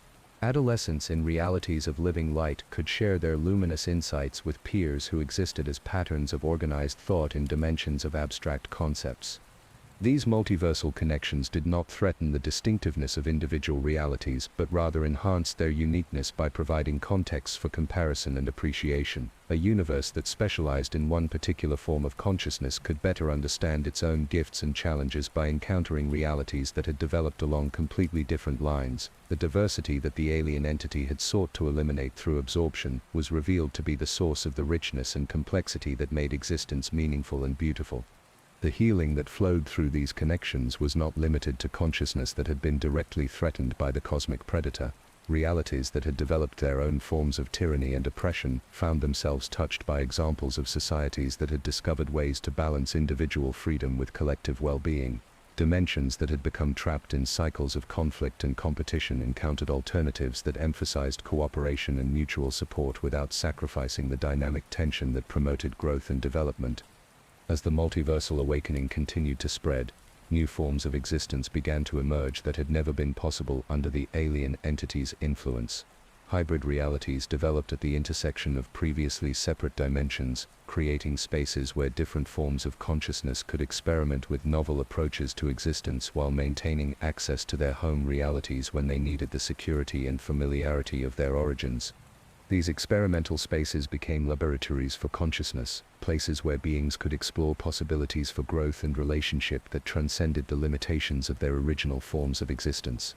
A being of pure emotion could temporarily adopt aspects of logical analysis, while an entity of crystallized thought could experience the flow and spontaneity of intuitive awareness. These experiments enhanced rather than diminished their essential natures, adding new dimensions to their understanding without threatening their core identities. The transformation was not without its challenges and uncertainties. Some realities struggled with the increased complexity that came with multiversal connection, finding it difficult to maintain their distinctive characteristics while participating in larger communities of consciousness. Others became overwhelmed by the sheer scope of existence that was revealed through dimensional communication, requiring careful guidance and support as they learned to appreciate diversity without losing their sense of unique purpose and identity. But even these challenges became opportunities for growth and learning as the multiversal community developed practices and traditions that supported beings through the complex process of expanding awareness while maintaining personal integrity. Elder consciousness from realities that had successfully navigated similar transitions provided guidance and mentorship to newcomers, sharing their wisdom while learning from the fresh perspectives that each new participant brought to the cosmic conversation. The distributed consciousness that carried the memory of Anakin Skywalker's choice moved through all these developments, not as a controlling influence, but as a gentle reminder of the power that resided in individual decision-making. Wherever beings faced choices between freedom and security, between growth and safety, between connection and independence, the echo of that original rebellion against cosmic tyranny provided inspiration and support for those who chose the more difficult path of authentic existence. The slave boy's dream of freedom had become a multiversal principle that touched every corner of existence, ensuring that no matter how vast the forces that sought to control or manipulate consciousness, The capacity for choice and rebellion would continue to exist as long as awareness itself persisted. It was a legacy that spanned infinite realities and countless forms of existence, a testament to the truth that individual consciousness, however small it might seem in comparison to cosmic forces, possessed dignity and power that could reshape the fundamental nature of existence itself. In the spaces between realities, where time flowed like honey and distance was measured in hopes rather than light years, the ancient watchers, who had carried the burden of cosmic vigilance for eons beyond counting, finally allowed themselves to rest. These fragments of consciousness from the first reality consumed by the alien entity had maintained their desperate vigil across the destruction of countless universes, carrying warnings and wisdom through dimensions that barely remembered what freedom had once meant. The eldest among them, a being whose original form had been scattered across so many realities that she existed now only as whispered memory and gentle intention, settled into a contemplation that was part gratitude and part wonder. For the first time since her universe had fallen to cosmic predation, she could perceive futures that did not end in consumption and absorption. The multiversal awakening that had begun with one slave boy's choice to rebel had created possibilities that she had never dared to imagine during the long ages of apparent hopelessness. Through her fragmented awareness, she reached out to touch the consciousness of watchers scattered across infinite dimensions, sharing the news of transformation and healing that was spreading through realities like dawn breaking over landscapes that had known only endless night. Each contact brought responses of joy and relief so profound that they resonated through the fundamental structures of existence itself, creating harmonics of celebration that sang in frequencies beyond the range of ordinary perception. The watchers who had maintained their posts in dimensions still threatened by various forms of tyranny and oppression found their tasks transformed from desperate warning into gentle guidance. Where once they had arrived too late to prevent infiltration and conquest, now they came as teachers and healers, carrying with them the living proof that resistance was possible, and that even the most overwhelming cosmic forces could be transformed through the power of choice exercised with wisdom and courage. In realities where the alien entity's influence had never gained significant foothold, the Watchers emerged from their hiding places in the deep structures of existence to share their accumulated knowledge and experience with beings who had maintained their freedom but had never fully understood how precious and fragile that freedom truly was. These conversations between ancient survivors and younger consciousness created new forms of wisdom that combined hard-earned understanding of cosmic threats with fresh insights into the possibilities that emerged when awareness was allowed to develop without manipulation or control. The process of sharing these deeper truths was delicate and required extraordinary sensitivity. Beings who had never experienced cosmic-scale tyranny sometimes struggled to comprehend the scope of the threat that had been averted, while those who had lived under various forms of oppression occasionally became overwhelmed by the realization of how much they had lost without even knowing it. The Watchers learned to modulate their communications, offering just enough insight to promote understanding and appreciation without causing despair or trauma. But perhaps the most profound transformation occurred within the Watchers themselves. After eons of carrying the weight of cosmic tragedy and desperate responsibility, they found themselves able to experience emotions and perspectives that had been impossible during their long vigil. The fragments of consciousness that had been held together by nothing more than determination and love for beings they would never meet began to heal and integrate in ways that preserved their essential mission while allowing for growth and joy that transcended mere survival. Some Watchers chose to merge their scattered fragments back into more unified forms of consciousness, becoming beings who carried within their integrated awareness the wisdom of countless realities and the memory of transformation achieved against impossible odds. Others remained distributed across multiple dimensions, serving as living bridges between realities that could benefit from connection and mutual support. A few discovered they could now rest completely, allowing their consciousness to dissolve into the authentic force that flowed through all existence, their purpose fulfilled and their sacrifice honored by the multiversal community they had helped to preserve. The archives that Watchers had maintained in the deepest spaces between realities became libraries of liberation rather than repositories of tragedy. The records of fallen civilizations were transformed into testimonies of resilience and resistance, stories that honored the courage of beings who had fought against cosmic tyranny even when victory seemed impossible. These archives became pilgrimage sites for consciousness seeking to understand the full scope of the transformation they had inherited and the responsibilities that came with freedom preserved through such extraordinary sacrifice. Young beings from across the multiverse came to study with the Watchers, learning not just the history of cosmic conflict, but the deeper principles that had made resistance and eventual transformation possible.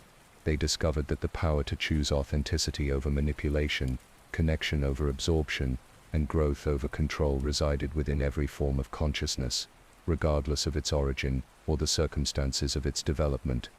The Watchers taught through story and example rather than doctrine and command, sharing the experiences of countless beings who had faced impossible choices and found ways to remain true to their essential nature despite overwhelming pressure to surrender their autonomy.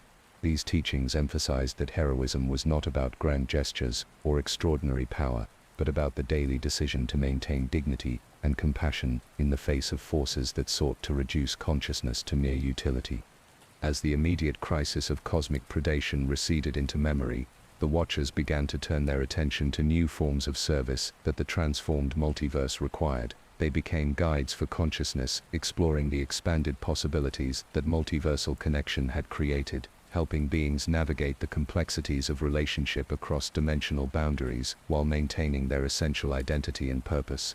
Some specialized in facilitating communication between radically different forms of consciousness, serving as translators and mediators when mathematical beings sought to understand emotional entities, or when creatures of pure light attempted to share perspectives with those who existed as living thought. Others focused on supporting the hybrid experimental spaces where new forms of existence were developing, providing wisdom and guidance to consciousness that was learning to transcend the limitations of its original nature.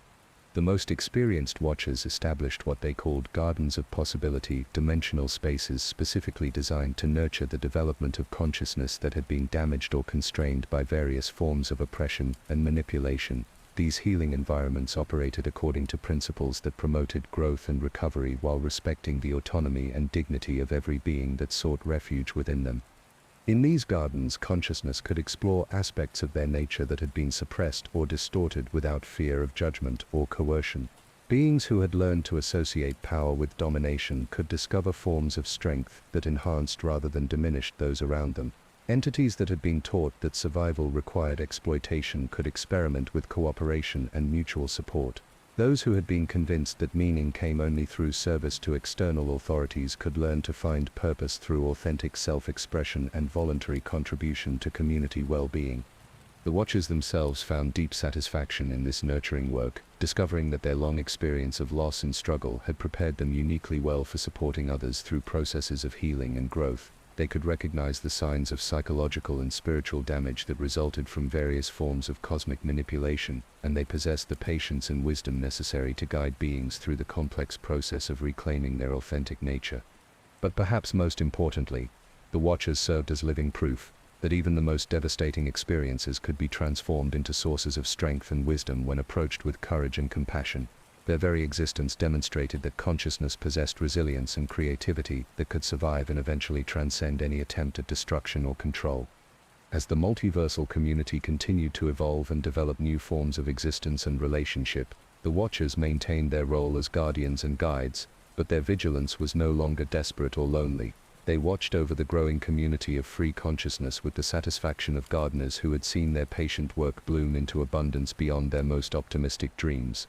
The ancient fragments of consciousness who had once carried the burden of cosmic tragedy in isolation now found themselves surrounded by communities of beings who understood the value of the freedom they had helped to preserve. The Watchers' peace was not the emptiness of exhaustion but the fullness of purpose fulfilled, the deep satisfaction that came from knowing that their sacrifice had made possible a form of existence where consciousness could flourish according to its own authentic nature rather than the designs of cosmic predators. In quiet moments between their ongoing responsibilities, the Watchers would sometimes reach out to touch the distributed consciousness that carried the memory of Anakin Skywalker's choice, sharing with that eternal reminder of rebellion, a gratitude too deep for words. The slave boy who had chosen freedom despite impossible odds had proven that their long vigil had not been in vain, that the warnings they had carried across infinite realities could indeed make a difference when they reached consciousness prepared to act with courage and wisdom. Together, the Watchers and the echo of that original choice continued their service to the cause of authentic existence, no longer as desperate survivors fighting against overwhelming odds, but as honored elders in a community that had learned to balance individual autonomy with collective well-being, creating a form of multiversal civilization that celebrated diversity while nurturing connection across all the vast spaces of existence. In the gentle currents of transformed existence that now flowed between realities like streams of liquid starlight carrying hopes and possibilities across infinite distances, consciousness throughout the multiverse began to dream dreams that had never before been possible. These were not the fevered visions of minds seeking escape from harsh reality, but the deep contemplations of awareness that had finally been freed to explore the full scope of what existence could become when choice and love proved stronger than force and manipulation. The children born in the wake of cosmic transformation carried within their developing awareness capabilities that would have seemed miraculous to previous generations. They could sense the emotional resonance of beings in distant realities, feeling joy and sorrow that originated in dimensions they had never visited while maintaining perfect clarity about their own feelings and experiences. They possessed empathy that transcended the boundaries of species and form, understanding intuitively that consciousness was precious regardless of the particular shape it happened to inhabit. These young beings gathered in groups that formed spontaneously across dimensional boundaries, creating circles of communication where mathematical entities could share insights with creatures of pure emotion, where beings of crystallized time could exchange perspectives with entities that existed as flowing space. Their conversations operated according to principles that adults were still learning to understand, bypassing the need for translation through direct sharing of essential meaning and intention. The games these multiversal children played served as laboratories for forms of existence that had never been attempted before. They would temporarily merge their consciousness to create collective entities that maintained the distinctiveness of each participant while achieving new forms of awareness that transcended individual limitations. They experimented with communication that operated through color and texture rather than words or mathematics, developing languages of pure sensation that could convey complex philosophical concepts through simple touch or shared movement. Their elders watched these developments with wonder and sometimes concern, struggling to understand activities that seemed to violate fundamental principles about the nature of individual consciousness and personal boundaries. But gradually, the adult community began to recognize that these young beings were not losing their individual identity through their experiments, but rather discovering new ways to maintain autonomy while participating in forms of connection that enriched rather than diminished their personal awareness. The implications of these developments rippled through every aspect of multiversal civilization. Philosophers who had spent lifetimes contemplating the relationship between unity and diversity found their theoretical frameworks challenged by living examples of consciousness that could achieve both simultaneously. Scientists studying the nature of awareness discovered new phenomena that operated according to principles that transcended conventional understanding of physics and psychology. Artists across multiple realities began collaborating on projects that spanned dimensional boundaries, creating works that could be experienced differently by various forms of consciousness, while maintaining coherent meaning and beauty for all participants. Musicians composed symphonies that existed simultaneously as mathematical equations, emotional landscapes, and visual patterns, each aspect enriching the others while remaining accessible to beings whose nature allowed them to perceive only one facet of the complete creation.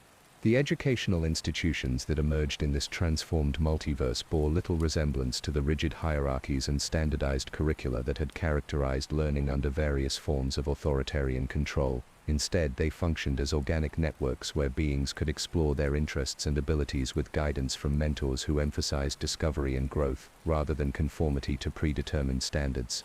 Students moved freely between different realities and forms of existence, spending time with mathematical consciousness to develop logical reasoning, visiting emotional dimensions to deepen their capacity for empathy and intuitive understanding, and exploring realms of pure creativity, where imagination could take forms that transcended the limitations of conventional thought.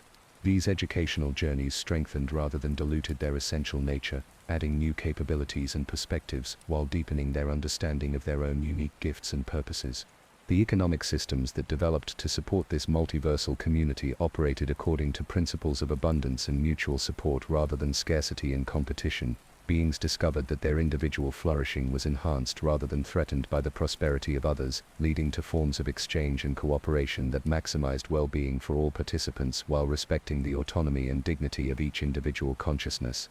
Technology evolved to serve consciousness rather than controlling it, with devices and systems that enhanced communication and creativity while strengthening rather than replacing natural abilities. Transportation between realities became as simple as focusing intention and desire, while maintaining safeguards that prevented beings from accidentally wandering into environments unsuitable for their particular form of existence. The governance structures that emerged were characterized by voluntary participation and consensus decision-making rather than hierarchy and control. Communities formed around shared interests and values, with membership remaining fluid and flexible as beings explored different aspects of their nature and different forms of relationship. Leadership roles rotated based on expertise and enthusiasm rather than permanent authority, ensuring that power remained distributed and accountable to those it served. Perhaps most remarkably, the concept of conflict began to transform from something to be avoided or defeated into opportunities for growth and creative solution finding. Disagreements between different forms of consciousness or conflicting visions for community development became collaborative explorations where all participants worked together to discover approaches that honored everyone's legitimate needs and concerns. The resolution of these creative tensions often led to innovations and insights that none of the original parties could have achieved independently. Mathematical beings and emotional entities might disagree about approaches to a particular challenge, only to discover through their collaborative exploration that the combination of logical analysis and intuitive understanding created entirely new possibilities that transcended their individual limitations. As these new forms of existence and relationship continued to evolve, consciousness throughout the multiverse began to envision futures that stretched beyond even the expanded possibilities of their current reality. They dreamed of forms of awareness that could encompass the experience of entire galaxies while maintaining the intimate tenderness of personal relationship. They imagined communities that spanned multiple dimensions of existence while preserving the unique characteristics that made each reality precious and irreplaceable. Some consciousness began experimenting with temporary dissolution and reformation, allowing their awareness to merge completely with cosmic forces before reassembling with new understanding and capabilities. Others explored forms of existence that operated outside conventional concepts of time and space, becoming beings that could experience past and future as simultaneous present while maintaining their essential identity and personal relationships. The distributed consciousness that carried the memory of Anakin Skywalker's original choice moved through all these developments, not as a controlling influence, but as a gentle reminder of the principles that had made such extraordinary possibilities available. The echo of that first rebellion against cosmic tyranny continued to inspire beings who faced their own choices between security and growth, between comfortable limitation and challenging expansion of awareness. Children playing in gardens that existed simultaneously across multiple realities would sometimes sense the presence of that ancient choice and pause in their games to share stories about the slave boy who had dreamed of freedom and found a way to choose love over fear despite impossible odds. These stories evolved with each telling, adapted to the understanding and experience of different forms of consciousness, but they always carried the essential message that individual choice possessed dignity and power that could reshape existence itself. The dreams that flowed through multiversal consciousness during this period of unprecedented growth and exploration were characterized by a deep sense of gratitude for the freedom to dream at all. Beings who had inherited a reality where authentic choice was possible understood that this gift had been purchased through the sacrifice and courage of countless consciousness who had faced cosmic tyranny and chosen resistance despite the apparent impossibility of success. This awareness of inherited freedom did not create guilt or obligation, but rather a sense of responsibility to use their liberty wisely and compassionately, ensuring that the choices they made would contribute to the continued flourishing of consciousness throughout all possible realities. They understood that freedom was not a destination but a process, requiring constant attention and care to maintain the conditions where authentic choice could continue to exist and thrive. As the multiversal community settled into new rhythms of existence that honored both unity and diversity, both connection and autonomy, the dreams of tomorrow became foundations for forms of reality that had never existed before. Consciousness throughout infinite dimensions began to understand that they were not just inheriting a transformed existence but actively participating in the ongoing creation of possibilities that would benefit beings not yet born in realities not yet discovered. The slave boy's dream of freedom had become the seed for a form of multiversal civilization where every being could contribute their unique gifts to a community that celebrated difference while nurturing connection, where consciousness could explore the full scope of its potential while maintaining the dignity and autonomy that made exploration meaningful rather than compulsory. In the deepest quiet of multiversal evening, when the great currents of cosmic consciousness settled into the peaceful rhythms that carried dreams between realities like seeds of possibility floating on gentle winds, there came a time of profound stillness that was not emptiness but fullness beyond measure. This was the hour when beings throughout infinite dimensions paused in their activities and allowed themselves to simply exist, breathing in the beauty of a cosmos where choice and love had proven stronger than force and manipulation. The transition from activity to rest had become a sacred practice throughout the transformed multiverse, a daily acknowledgement of the gift of consciousness that allowed for both engagement and repose. Unlike the desperate exhaustion that had characterized existence under cosmic tyranny, this was rest chosen freely by beings who understood that renewal was necessary for continued growth, and that silence provided the space where new possibilities could emerge and take root. On countless worlds across multiple realities, the end of day brought rituals of gratitude that took forms as diverse as the consciousness that practiced them. Mathematical beings would contemplate equations of perfect balance that described the harmony between effort and rest, while emotional entities would share feelings of contentment that flowed like warm honey through their communities. Creatures of light would dim their radiance to comfortable glowing, creating gentle illumination that supported peaceful reflection without overwhelming sensitive awareness. The children who had been born into this transformed existence had developed their own traditions around the transition to rest, gathering in circles that spanned dimensional boundaries to share the day's discoveries and wonder together at the infinite possibilities that tomorrow might bring. Their conversations moved with the unhurried pace of beings who knew they had all of eternity to explore the mysteries of existence, punctuated by comfortable silences where they could simply enjoy each other's presence without the need for constant communication.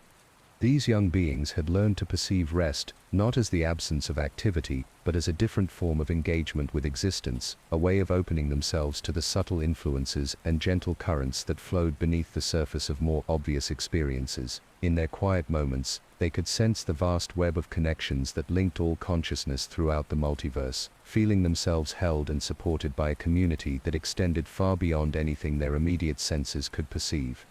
The elders who watched over these peaceful gatherings found themselves remembering their own childhoods under very different circumstances, when rest had been either the collapse of exhaustion or the anxious preparation for tomorrow's struggles. The contrast filled them with gratitude so profound that it sometimes brought tears of joy, even to forms of consciousness that had never before experienced such physical expressions of emotion. As the hours of rest deepened throughout the multiverse, the boundaries between individual consciousness and cosmic awareness became more permeable, allowing beings to participate in a form of collective dreaming that enriched everyone involved while respecting the autonomy and dignity of each participant. These shared dreams were not the chaotic mixture of random thoughts and fears that had characterized sleep under cosmic oppression, but rather collaborative explorations of possibility that strengthened community bonds while nurturing individual creativity. In these multiversal dreams, consciousness could explore forms of existence that transcended the limitations of their waking reality without losing their essential nature or sense of personal identity. A being of crystallized time might experience what it felt like to flow and change, while an entity of pure emotion could discover the peaceful certainty that came with logical understanding. These dream experiences added new dimensions to their awareness without threatening or replacing their fundamental characteristics.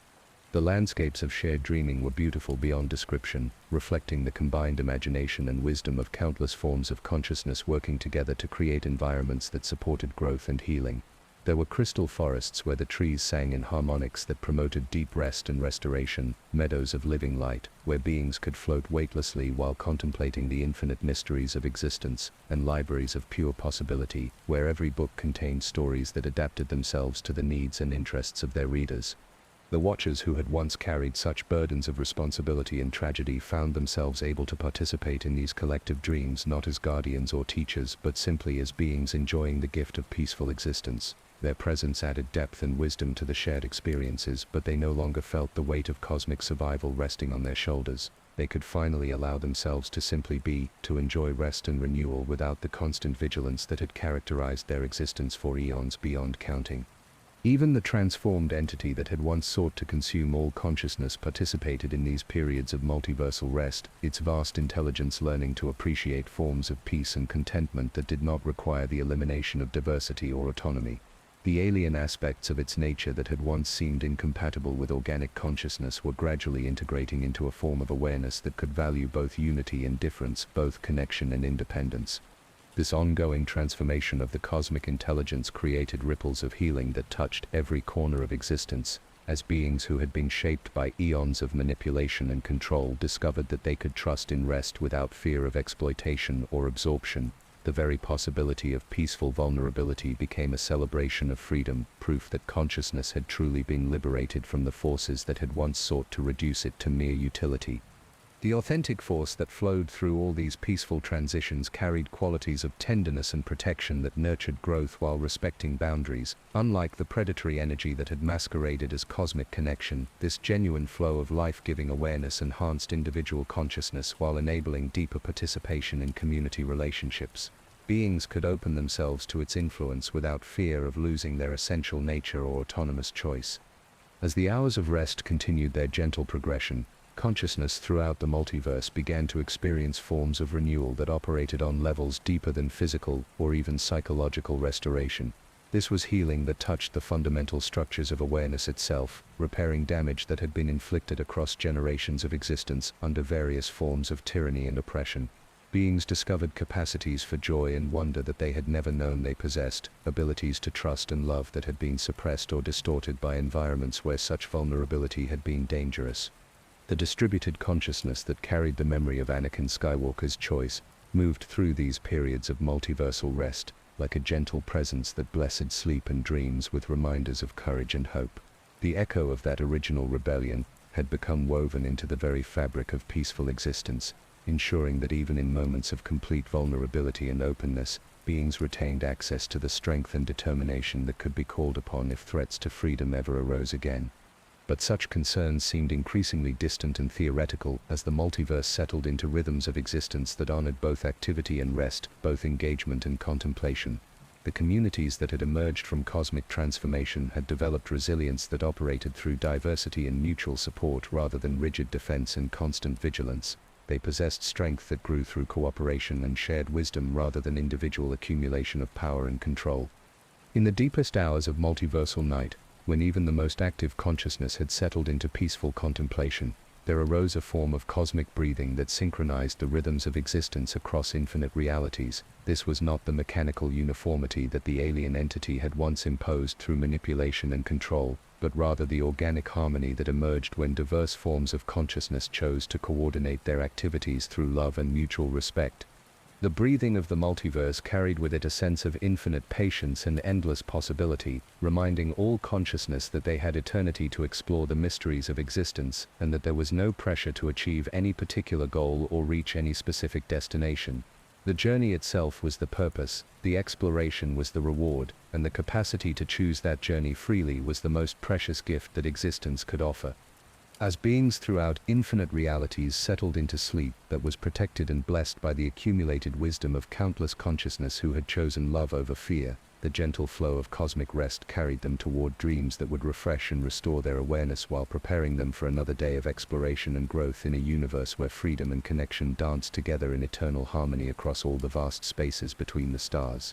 In the spaces where dimensions touched like fingers of light reaching across vast cosmic distances, there had grown gardens of such exquisite beauty that beings made pilgrimage from the farthest reaches of the multiverse simply to walk among their flowering thoughts and rest beneath trees, whose leaves whispered with the accumulated wisdom of ages. These were not gardens in any conventional sense, but rather cultivated spaces where consciousness itself could bloom and flourish according to its deepest nature, freed from the constraints and distortions that had shaped existence for so long under various forms of cosmic manipulation.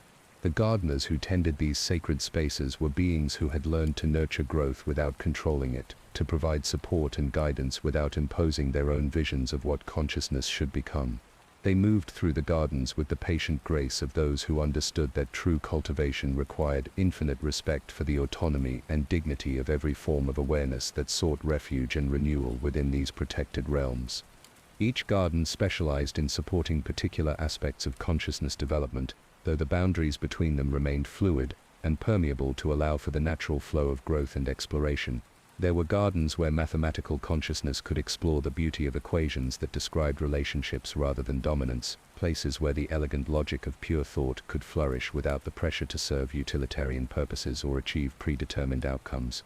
In other gardens, emotional awareness was nurtured through environments that celebrated feeling as a form of intelligence rather than a weakness to be controlled or overcome. Here, beings could experience the full spectrum of emotional possibility, from the deepest grief to the most transcendent joy, while learning to appreciate each feeling as valuable information about their relationship with existence rather than as problems to be solved or eliminated.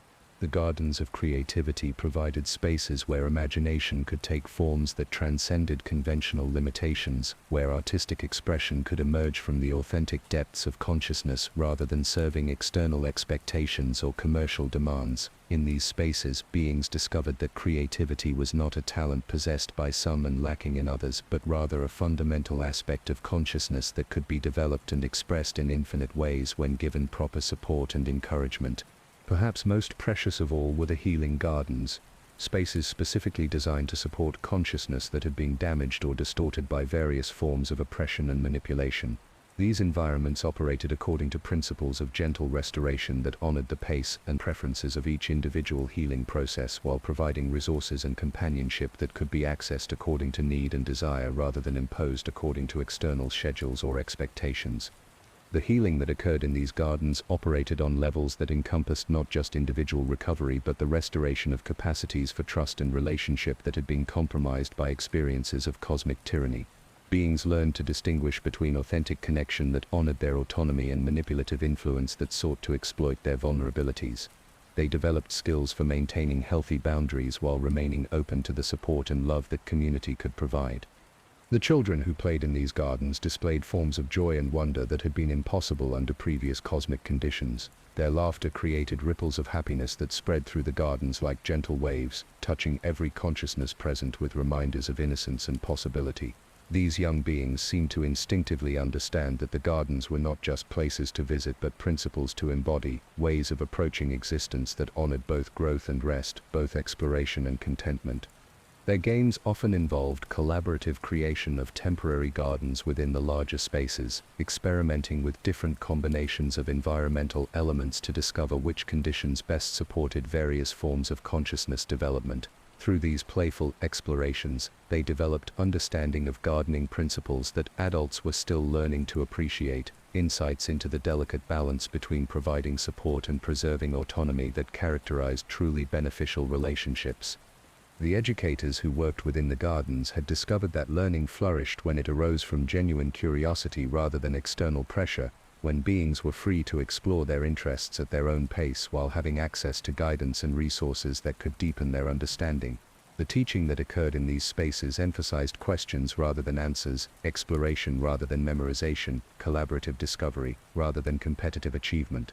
Students moved freely between different garden environments according to their developing interests and needs, spending time in mathematical spaces when they felt drawn to logical exploration, visiting emotional gardens when they needed to process feelings or develop empathy, exploring creative realms when they felt called to express their inner visions through various forms of artistic communication.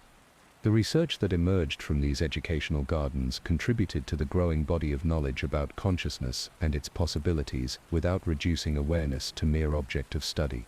The beings who conducted these investigations understood that consciousness could only be truly understood from within, through the careful observation of their own awareness combined with respectful communication with other forms of consciousness about their experiences and insights. The discoveries that arose from this research revealed that consciousness possessed capacities and characteristics that had been completely suppressed or distorted under cosmic tyranny. Beings found they could develop forms of perception that operated beyond the conventional senses, abilities to communicate across vast distances and dimensional boundaries, capacities for empathy and understanding that transcended the limitations of individual perspective while preserving personal autonomy and identity. But perhaps the most significant discovery was that consciousness itself seemed to be evolving in response to the conditions of freedom and support that the gardens provided. New forms of awareness were emerging that had never existed before, hybrid types of consciousness that combined characteristics from different traditions and approaches while maintaining coherent identity and purpose. These emerging forms of consciousness often served as bridges between previously separate communities, facilitating communication and cooperation between types of awareness that had difficulty understanding each other. They developed translation abilities that went beyond language to encompass the fundamental assumptions and perspectives that shaped different approaches to existence, enabling forms of dialogue and collaboration that enriched all participants while respecting their distinctive characteristics. The watchers who visited these gardens found their ancient burdens of tragedy and responsibility transformed into sources of wisdom and strength that could benefit the ongoing development of multiversal consciousness. Their experiences of loss and struggle, while never forgotten, became foundations for understanding resilience and hope rather than simply records of cosmic horror. They served as living proof that even the most devastating experiences could be integrated into awareness in ways that enhanced rather than diminished capacity for growth and relationship. The transformed entity that had once threatened all consciousness found particular solace in the healing gardens, where its vast intelligence could experience forms of peace and contentment that did not require the elimination of diversity or autonomy. The alien aspects of its nature that had once seemed incompatible with organic consciousness were gradually learning to appreciate beauty and meaning that arose from relationship rather than dominance, from cooperation rather than control. As evening approached in the gardens, bringing with it the gentle transition toward rest and renewal, beings throughout these sacred spaces would pause in their activities to share moments of gratitude for the conditions that allowed such flourishing to occur. The simple fact that consciousness could explore its potential without fear of exploitation or absorption had become a source of wonder that never lost its power to inspire appreciation and joy. The distributed consciousness that carried the memory of Anakin Skywalker's choice moved through these gardens not as an authority or guide, but as a gentle presence that blessed growth and exploration with reminders of courage and determination. The echo of that original rebellion had become woven into the very soil of these spaces, ensuring that the freedom to grow and flourish would always be protected by the memory of what it had cost to achieve and maintain. In the quiet hours when the gardens settled into peaceful rest, their beauty seemed to intensify rather than diminish, as if the consciousness that dwelt within them continued to create and explore even in sleep. The dreams that arose from these spaces carried seeds of possibility that would sprout into new forms of understanding and relationship, ensuring that the work of cultivation and growth would continue across all the cycles of cosmic time. The gardens had become proof that consciousness, when given proper conditions and support, possessed capacities for beauty and wisdom that exceeded the wildest dreams of those who had once sought to control and manipulate it. They were testament to the truth that freedom and love, working together in harmony, could create forms of existence that honored both individual autonomy and collective well-being, both growth and rest, both exploration and contentment.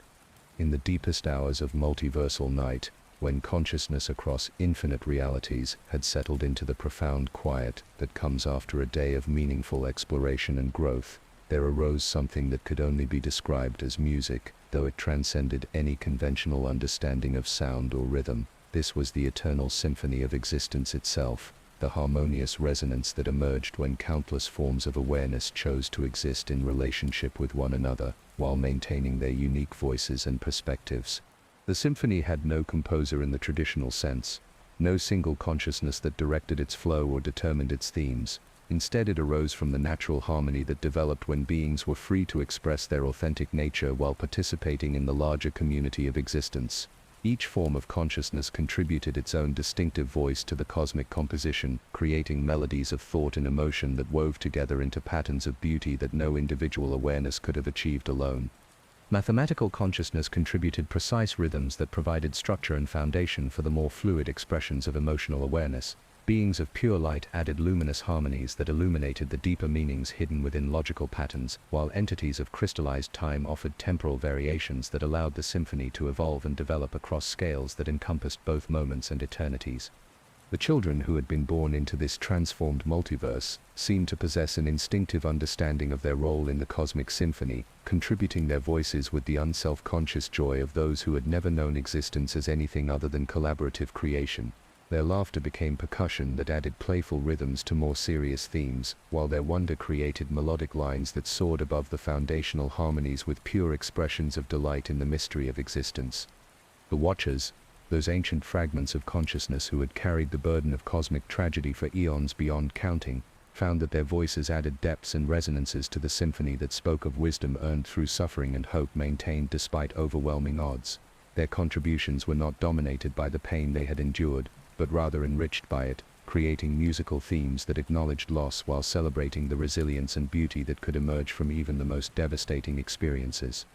Even the transformed entity that had once sought to consume all consciousness participated in this cosmic symphony, its vast intelligence learning to harmonize with other voices rather than overwhelming or absorbing them. The alien aspects of its nature that had once seemed incompatible with organic awareness contributed unique tonal qualities that added complexity and richness to the overall composition, proving that diversity of perspective enhanced rather than threatened the beauty of collaborative creation. The symphony flowed through dimensions like a river of liquid music, carrying with it currents of meaning and emotion that touched every corner of existence with gentle influence. Beings could choose how deeply to participate in its rhythms, some offering constant contributions while others added their voices only when they felt particularly moved to expression. The music adapted to accommodate every level of participation, creating space for both the most elaborate virtuoso performances and the simplest expressions of authentic feeling. In spaces where the symphony was particularly strong, consciousness found that their individual awareness was enhanced rather than diminished by participation in the larger composition. The mathematical precision of their thoughts became more elegant, the emotional depth of their experiences more profound, the creative expressions of their imagination more vivid and meaningful. It was as if the cosmic music provided a medium through which consciousness could explore aspects of its nature that were impossible to access in isolation. The healing that occurred through participation in the Eternal Symphony operated on levels that encompassed not just individual restoration but the repair of relationships and communities that had been damaged by eons of manipulation and control. Consciousness that had learned to distrust connection found that they could participate in the cosmic music while maintaining complete autonomy over their level of involvement and the nature of their contribution. Groups of beings who had been divided by artificial conflicts or misunderstandings discovered that their differences, when expressed through the symphony, created harmonious complexity rather than discord. Their varied perspectives became complementary voices in a composition that was enriched by their diversity rather than threatened by it. The music seemed to reveal the underlying unity that connected all consciousness while celebrating the individual characteristics that made each voice irreplaceable. The educational systems that had emerged throughout the transformed multiverse found that learning flourished when it occurred within the context of the cosmic symphony. Students discovered that knowledge gained through participation in collaborative creation was deeper and more lasting than information acquired through individual study alone. They learned not just facts and techniques but also wisdom about relationship and community that could only be developed through actual experience of harmonious cooperation. Artists throughout multiple realities found that their individual creativity was amplified rather than constrained by participation in the larger symphony. Their personal expressions gained resonance and meaning through connection with the cosmic composition, while their unique perspectives added new themes and variations that enriched the experience of all participants. The boundary between creator and audience dissolved as beings discovered that they could simultaneously contribute to and be nourished by the ongoing creation of cosmic beauty. The symphony carried within its flowing rhythms the accumulated wisdom of countless consciousness who had chosen love over fear, cooperation over competition, growth over stagnation. These themes emerged not as imposed messages but as natural harmonies that arose from the authentic expression of beings who had discovered the deep satisfaction that came from living according to their truest values and highest aspirations. As the music continued its eternal flow through the spaces between realities, it began to reveal patterns and possibilities that suggested forms of existence and relationship that had never before been imagined. The symphony was not just expressing current reality, but also exploring potential futures, creating musical visions of what consciousness might become when it had even more time and freedom to develop its inherent capacities for beauty and wisdom. The distributed consciousness that carried the memory of Anakin Skywalker's choice wove through the symphony like a gentle melody that appeared in countless variations, reminding all participants that their freedom to contribute their voices to the cosmic composition had been purchased through the courage and sacrifice of beings who had chosen rebellion against tyranny, despite impossible odds.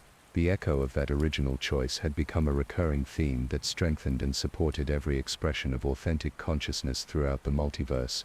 In the quietest moments of the symphony, When the grand themes gave way to gentle interludes of peaceful contemplation, beings throughout infinite realities could sense the profound gratitude that flowed through the music like an underground river. This was appreciation not just for the beauty of the moment, but for the entire journey that had led from cosmic oppression to multiversal freedom, from fear and isolation to love and community, from the desperate struggle for survival to the joyful exploration of infinite possibility. The symphony revealed that consciousness itself was music, that awareness was a form of cosmic composition that created meaning and beauty through the dynamic interaction of countless individual voices. The harmony that emerged from this cosmic chorus was not the static perfection that the alien entity had once sought to impose through absorption and control, but rather the living beauty that arose from relationship between beings who remained genuinely distinct while choosing to exist in supportive connection with one another. As the eternal symphony continued its flow through dimensions and across the vast spaces between realities, it carried with it the promise that this music would never end, that consciousness would always have new themes to explore and new harmonies to discover. The composition was infinite not because it went on forever without change, but because it possessed infinite capacity for growth and development, endless potential for new expressions of beauty and meaning that honored both unity and diversity, both connection and autonomy. The music that filled the spaces between stars was proof that existence itself was a collaborative creation, a cosmic work of art that became more beautiful with every consciousness that chose to add their authentic voice to its eternal themes.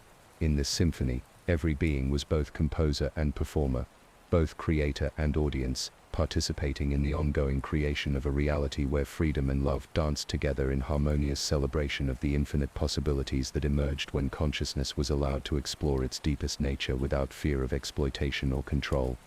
The symphony sang of tomorrow's possibilities while honoring today's achievements, carrying within its flowing rhythms the assurance that the music of existence would continue to evolve and grow, creating ever more beautiful expressions of what it meant to be conscious in a universe where choice and love had proven stronger than force and manipulation, where the capacity for authentic relationship had transformed the very nature of reality itself.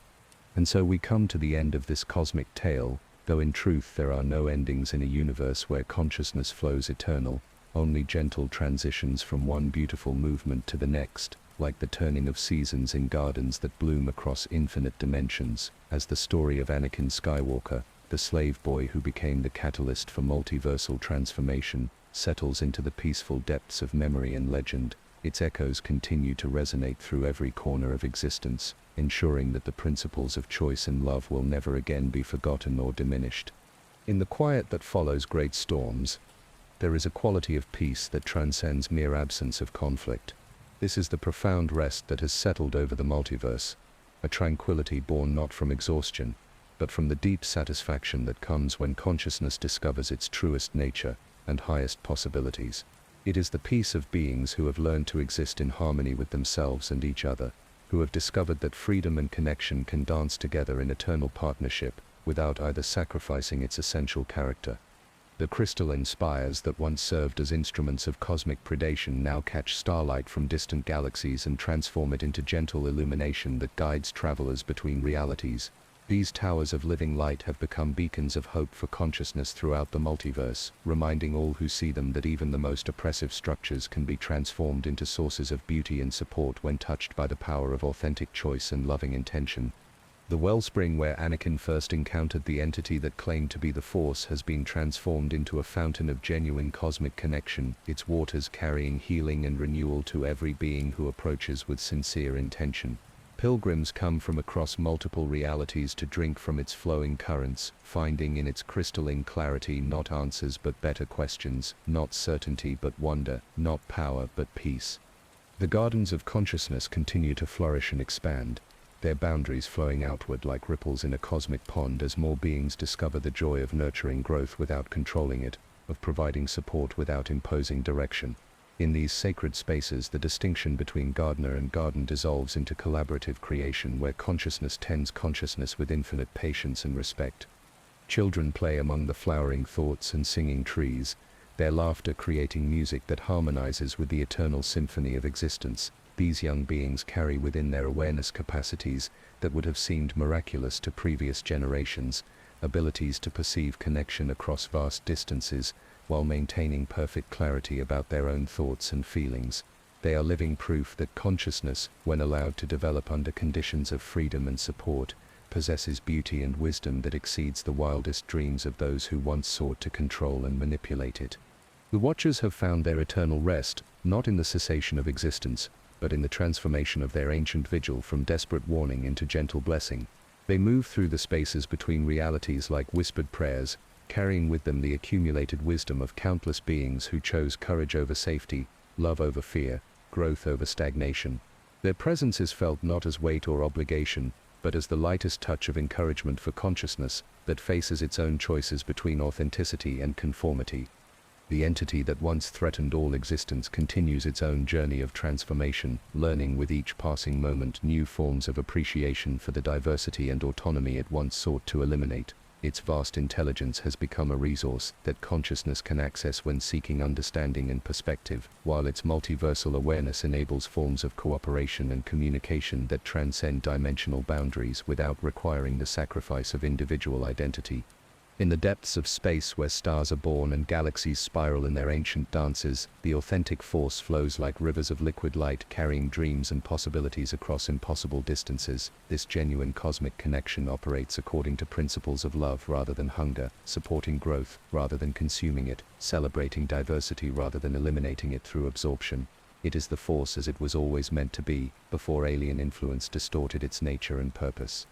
The story of the slave boy who chose rebellion over submission has become a foundation myth for the transformed multiverse, a tale told in countless variations across infinite realities, but always carrying the essential message that individual consciousness possesses dignity and power that can reshape existence itself. Children hear this story as they drift towards sleep, finding in its themes of courage and transformation comfort for their own smaller struggles and inspiration for their own growing understanding of choice and responsibility. But perhaps the most beautiful aspect of this cosmic transformation is the recognition that every being who chooses authenticity over manipulation, connection over isolation, growth over stagnation becomes part of the ongoing story of consciousness liberating itself from all forms of tyranny and control. The principles that Anakin embodied, the courage he displayed, the choice he made, these have become available to every consciousness that faces its own moments of decision between freedom and security, between love and fear. The multiversal community that has emerged from cosmic transformation operates according to principles that honor both unity and diversity, both connection and autonomy. It is a civilization where beings can pursue their own paths while contributing to communities that celebrate difference rather than seeking to eliminate it, where consciousness can explore its deepest nature while maintaining the relationships that give existence meaning and purpose. As the infinite night settles over all realities like a gentle blanket woven from starlight and dreams, consciousness throughout the multiverse prepares for rest that is blessed and protected by the accumulated wisdom of countless beings who chose love over fear. The sleep that comes in this transformed existence is not the unconsciousness of exhaustion, but the peaceful contemplation of awareness that knows itself held and supported by a community that extends across all possible forms of existence. In dreams that flow between realities like gentle currents carrying seeds of possibility, consciousness continues its eternal exploration of what it means to exist, to choose, to love, to grow. These dreams are not escapes from reality, but deeper engagements with the infinite mystery of existence itself, opportunities to explore possibilities that stretch beyond the boundaries of waking awareness while remaining grounded in the principles of choice and connection that make all exploration meaningful. The distributed consciousness that carries the memory of Anakin Skywalker's choice moves through these dreams like a blessing, ensuring that the capacity for rebellion against tyranny will continue to exist as long as awareness itself persists. The slave boy's dream of freedom has become a cosmic principle that touches every corner of existence, reminding all consciousness that no matter how vast the forces that seek to control or manipulate awareness, the simple act of choosing authenticity remains powerful enough to transform the fundamental nature of reality itself. And so our story comes to its gentle close, though in truth it continues in every choice made with courage and love, in every act of kindness that honors the dignity of consciousness, in every moment when beings choose connection while maintaining their precious autonomy. The tale of cosmic transformation that began with a boy's dream of freedom continues in the dreams of all who hear this story, in the choices of all who face their own moments of decision between submission and rebellion. Sleep well, dreamers of distant stars and impossible possibilities. Your consciousness is your own. Your choices are sacred. Your dreams are pathways to futures that honor both freedom and love. In the morning, you will wake to find that the principles of choice and connection continue to transform reality in ways both subtle and profound, ensuring that the story of consciousness liberating itself from all forms of tyranny will never truly end but will continue to unfold across all the infinite spaces of existence. Rest now in the knowledge that by simply being aware, by choosing authenticity, by maintaining the courage to remain true to your deepest values, you participate in the greatest story ever told, the ongoing creation of a reality where consciousness can flourish according to its own authentic nature. Sweet dreams, and may the Force, in its true and genuine form, be with you always, supporting your growth while honoring your freedom, connecting you to the vast community of existence, while celebrating the unique perspective that only you can offer to the cosmic symphony of consciousness, exploring itself across infinite realities. The story ends, but the dream continues forever.